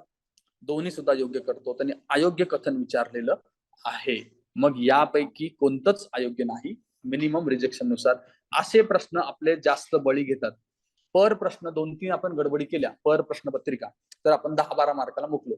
आपण इथं आपलं सगळं लॉजिक वापरतोय, दोन्ही बरोबर आणि पटकन लिहितो ए बी दोन्ही. वरती योग्य का अयोग्य हे बघतच नाही. त्यामुळे ते आधी बघायचं त्यांनी काय विचारलेलं आहे.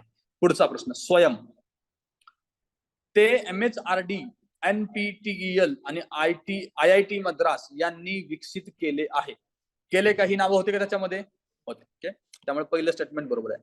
यांच्याद्वारे वर्ग 9 ते पदव्युत्तर पर्यंतचे अभ्यासक्रम शिकवले जातात, बरोबर आहे.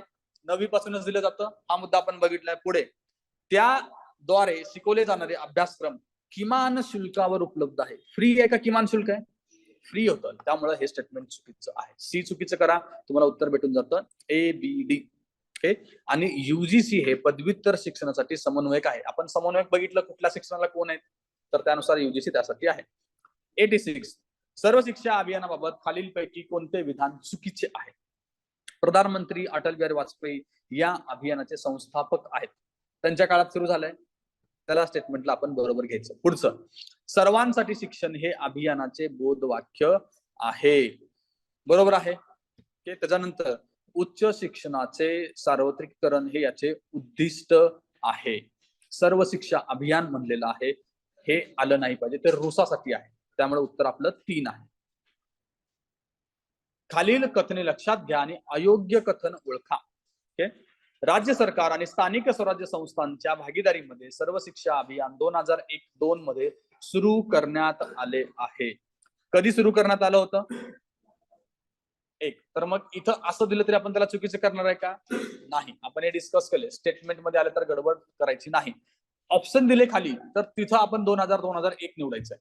ओके, तर याला पण बरोबर करा. खाली सर्व शिक्षा अभियानामध्ये लोकजुंबिश, ऑपरेशन ब्लॅकबोर्ड समाविष्ट होत नाही. होतात ना? हे लोकजुंबिश सोडून द्या, ऑपरेशन ब्लॅकबोर्ड तर आपल्याला माहित आहे.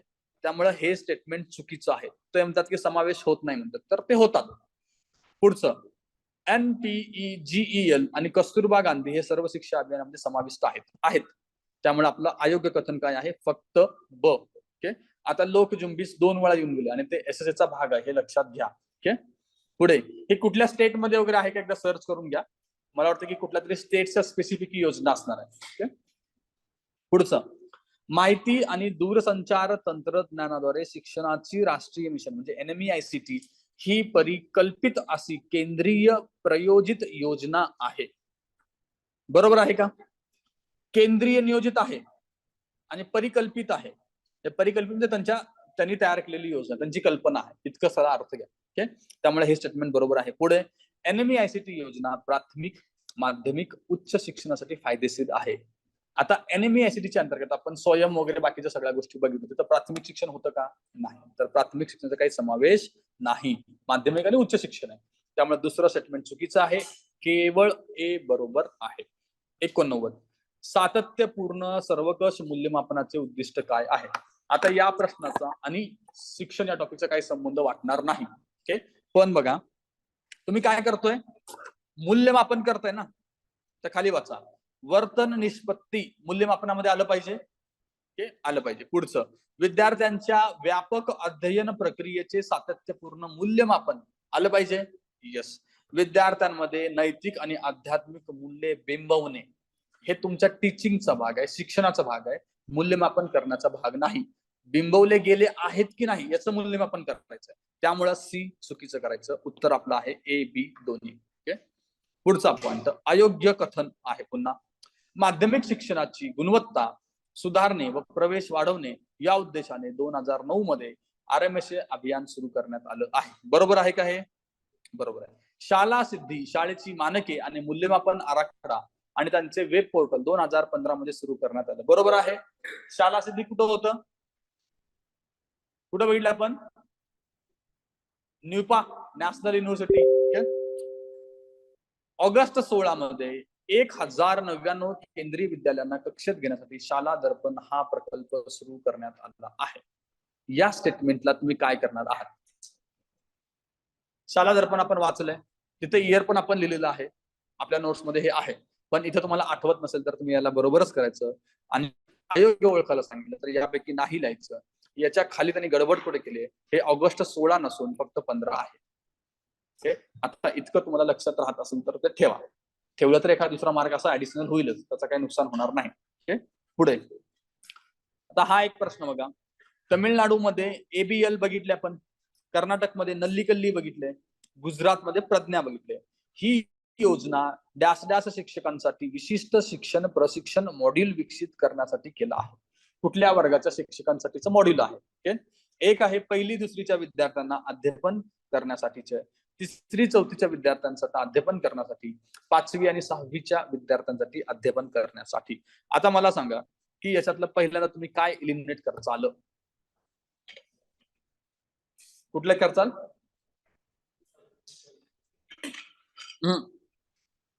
पर्यायमध्ये 1 2 3 4 मध्ये वरील पैकी सर्व तर नसलं पाहिजे. बरोबर आहे, ते गेलं. ए बी दोन्ही पण नसलं पाहिजे. कुठल्या तरी एकच उत्तर माझं असायला पाहिजे ना, त्यामुळे तेही गेलं. राहिलं ए आणि बी. आता ए आणि बी मध्ये पहिली दुसरी आणि तिसरी चौथी यातलं काय निवडाल? पहिली दुसरी निवडलं पाहिजे ना. डायरेक्ट तिसरी चौथीला काहीतरी सरप्राईज देण्यापेक्षा पहिली दुसरीला दिलं पाहिजे, नंतर त्यांना पुढं ते योग्य वाटतं. त्यामुळं ए उत्तर याचं आहे. आलं लक्षात? अशा प्रश्नांना असंच अप्रोच ठेवा. आणि आता ते लक्षात ठेवा की पहिली आणि दुसरीसाठीच ही योजना होती. आणि ते राज्य पण लक्षात ठेवा, नाव आणि राज्य. पुढचा मुद्दा, स्वयं हे भारताचे स्वतःचे मूक प्लॅटफॉर्म आहे जो सर्व विषयांवरती ऑनलाईन अभ्यासक्रम उपलब्ध करते आणि त्याचा प्रारंभ 9 जुलै 17 रोजी झाला आहे. लिहिले आपण जुलै 17. बरोबर आहे. पुढे स्वयंप्रभा हे पण बघितलं आपण. DTH द्वारे उच्च शिक्षण देणारे 32 शैक्षणिक चॅनल उपलब्ध करून देणारा कार्यक्रम किती आहे? 34 आहे. त्यामुळे हे स्टेटमेंट चुकीचं. ए बरोबर आहे. पुढचा, नॅक राष्ट्रीय मूल्यांकन आणि मान्यता परिषद संबंधित पुढील विधाने विचारात घ्या. नॅकची स्थापना 94 ची आहे का? ती संविधानात्मक बॉडी आहे? अजिबात नाही. ब चुकीचं करा. खाली ऑप्शन मध्ये तुमचा 3 आणि 4 जातो. तुमचं ए बरोबर आहे. पुढे बघा, विद्यापीठ अनुदान आयोग तिला निधी देतो. ठीक आहे. पुढे चला, तिचे मुख्यालय नवी दिल्ली येथे आहे. कुठे आहे? बेंगलुरू. तर नवी दिल्ली चुकीचं करा. उत्तर आहे ए आणि सी. खालीलपैकी कोणते घटक शिक्षणाच्या खाजगीकरणास कारणीभूत आहेत? ऑप्शन क्रमांक 1 स्पर्धात्मक कार्यक्षमतेची गरज, दुसरा सामाजिक न्यायाची गरज, तिसरा लोकसंख्येची वाढ, चौथा सरकारावरील आर्थिक बोझा. का सांगितलं त्यांनी? सामाजिक शिक्षणाचं खाजगीकरण करायचं आपल्याला. आता या खाजगीकरणामध्ये तुम्ही सामाजिक न्यायाची गरज हा मुद्दा घेचाल का? खाजगीकरण झालं की सामाजिक न्यायकरणचं उलट झालं ते, त्यामुळं ब चुकीचं करायचंय आणि ACD उत्तर लिहायचं आहे. ओके, पुढचा प्रश्न, योग्य कथन निवडा. खाजगीकरण आणि कोटा पद्धती हे उच्च शिक्षणासमोरील आव्हाने आहेत. आहेत का आव्हाने? खाजगीकरण होतंय म्हणजे सामाजिक न्याय ला धोका आहे. ओके, त्यामुळे हे स्टेटमेंट बरोबर करा. पुढे, वैयक्तिक शिक्षण व नवकल्पना आणि सृजनशीलता यांना प्रोत्साहन हे उच्च शिक्षणासमोरील आव्हानांचे उपाय आहे. बरोबर आहे का? आव्हानं आहेत तर उपाय काय आहेत तुमचे? वैयक्तिक शिक्षण, नवकल्पना, सृजनशीलता. त्यामुळे हे स्टेटमेंट पण बरोबर आहे. A, B दोन्ही बरोबर. Okay, minimum rejection. पुढे जायचं आहे. आता बघा हा प्रश्न सुद्धा तसाच आहे. उच्च शिक्षण प्रोफाईल 2019-20 चा रिपोर्ट आहे. भारताचे सकल नोंदणी प्रमाण वर्ष 2019-20 मध्ये 27% एवढे होते. एक्झॅक्टली मला काय माहिती नाही, पण अंदाजे तेवढं असू शकतं. बरोबर. पुढे, अनुसूचित जातीचे सकल नोंदणी प्रमाण 2019-20 मध्ये 23% होते. बरोबर आहे, असू शकतं. त्याच्यानंतर अनुसूचित जमातीचे सकल नोंदणी प्रमाण 18% होते. मला आकडे माहित नाहीत, पण मला लॉजिक इतकं कळतं की जी टोटल असणार आहे त्याच्या खालीच SC आणि ST ची असणार आहे आणि SC पेक्षा कमी ST च असणार आहे. हा एक आपला मागच्या रिपोर्टचा ट्रेंड असतो, त्याच्यावरनं मी हे लक्षात घेऊ शकतो. आता फक्त तुम्ही ते लक्षात घ्या की उच्च शिक्षणाचं आमचं ओव्हरऑल प्रमाण 27%च्या आसपास आहे. जर सिंगल लाईन स्टेटमेंट प्रश्न उद्या विचारला तर तो आपल्याला माहिती असला पाहिजे. कस्तुरबा गांधी बालिका विद्यालय हे खुल्या वर्गातील मुलींसाठी निवासी उच्च प्राथमिक शाळा आहे. खुल्या वर्गाचा काय संबंध आहे का? SC ST आणि BPL साठी आहे. तर त्यामुळे पहिलं स्टेटमेंट चुकीचं करा. ऑप्शन क्रमांक 1 आणि ऑप्शन क्रमांक 4 गेले. पुढे, कस्तुरबा गांधी बालिका विद्यालय अल्पसंख्याक आणि दारिद्र्य रेषेखालील मुलींसाठी निवासी उच्च प्राथमिक शाळा देते. बरोबर आहे. ओके, कस्तुरबा गांधी बालिका विद्यालय दारिद्र्य रेषेखालील कुटुंबातील मुलींना 25% आरक्षण देते. हे सुद्धा बरोबर आहे. B आणि C तुमचं उत्तर आहे. अखिल भारतीय तांत्रिक शिक्षण परिषदेची स्थापना करण्यासाठी AICTE चा कायदा तयार करण्यात आला. हे आपण बोललोय, आपण ते चुकीचं करून आलो होतो ज्यांनी मेन्स दिले त्यांनी.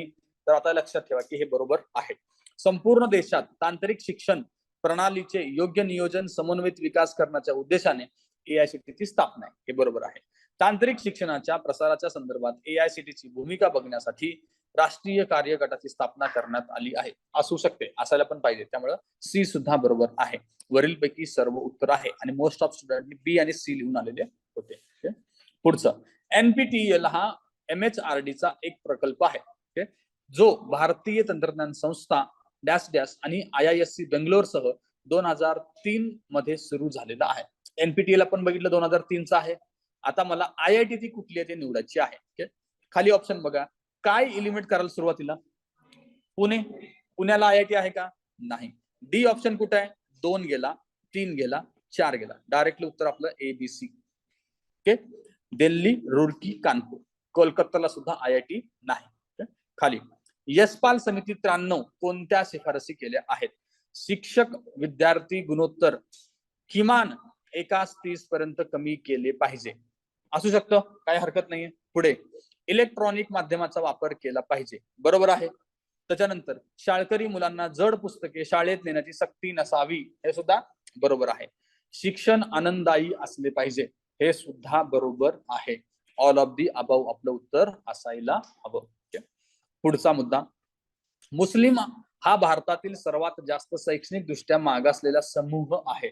सर्वात जास्त आहे की नाही असं कन्फ्युजन करू नका, त्याने म्हटलंय तर आहे. ओके, पुढे, लोकसंख्येच्या तुलनेने मुस्लिमांचा प्राथमिक आणि उच्च माध्यमिक स्तरावरील शिक्षणाचा नोंदणी दर सर्वात कमी आहे.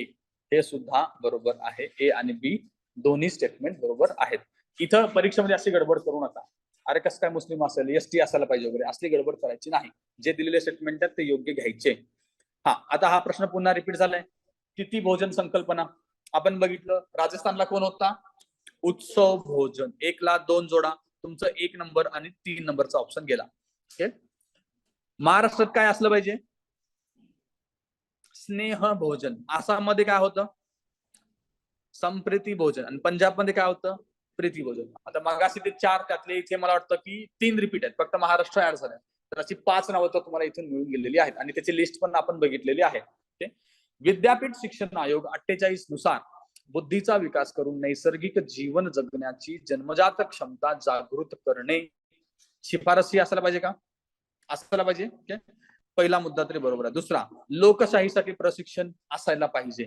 सामाजिक व्यवस्थेच्या उद्दिष्टांमध्ये शैक्षणिक व्यवस्थेने त्यांचे मार्गदर्शन तत्व शोधले पाहिजे, हे सुद्धा असलं पाहिजे. आणि चौथा, उच्च शिक्षणात धार्मिक गोष्टींना स्थान नसावे म्हटलंय. आपण बघितलं, असावे त्यांनी सांगितलं होतं. संस्कार, धार्मिक, आध्यात्मिक सगळे मुद्दे त्यात होते. त्यामुळे ड चुकीचं आहे. उत्तर आपलं आहे ए, बी आणि सी, ऑप्शन क्रमांक 3 चा. ओके, ठीक आहे. अशा प्रकारे सगळे प्रश्न आपण पाहिलेले आहेत. लोक शिक्षण आपला टॉपिक झालाय.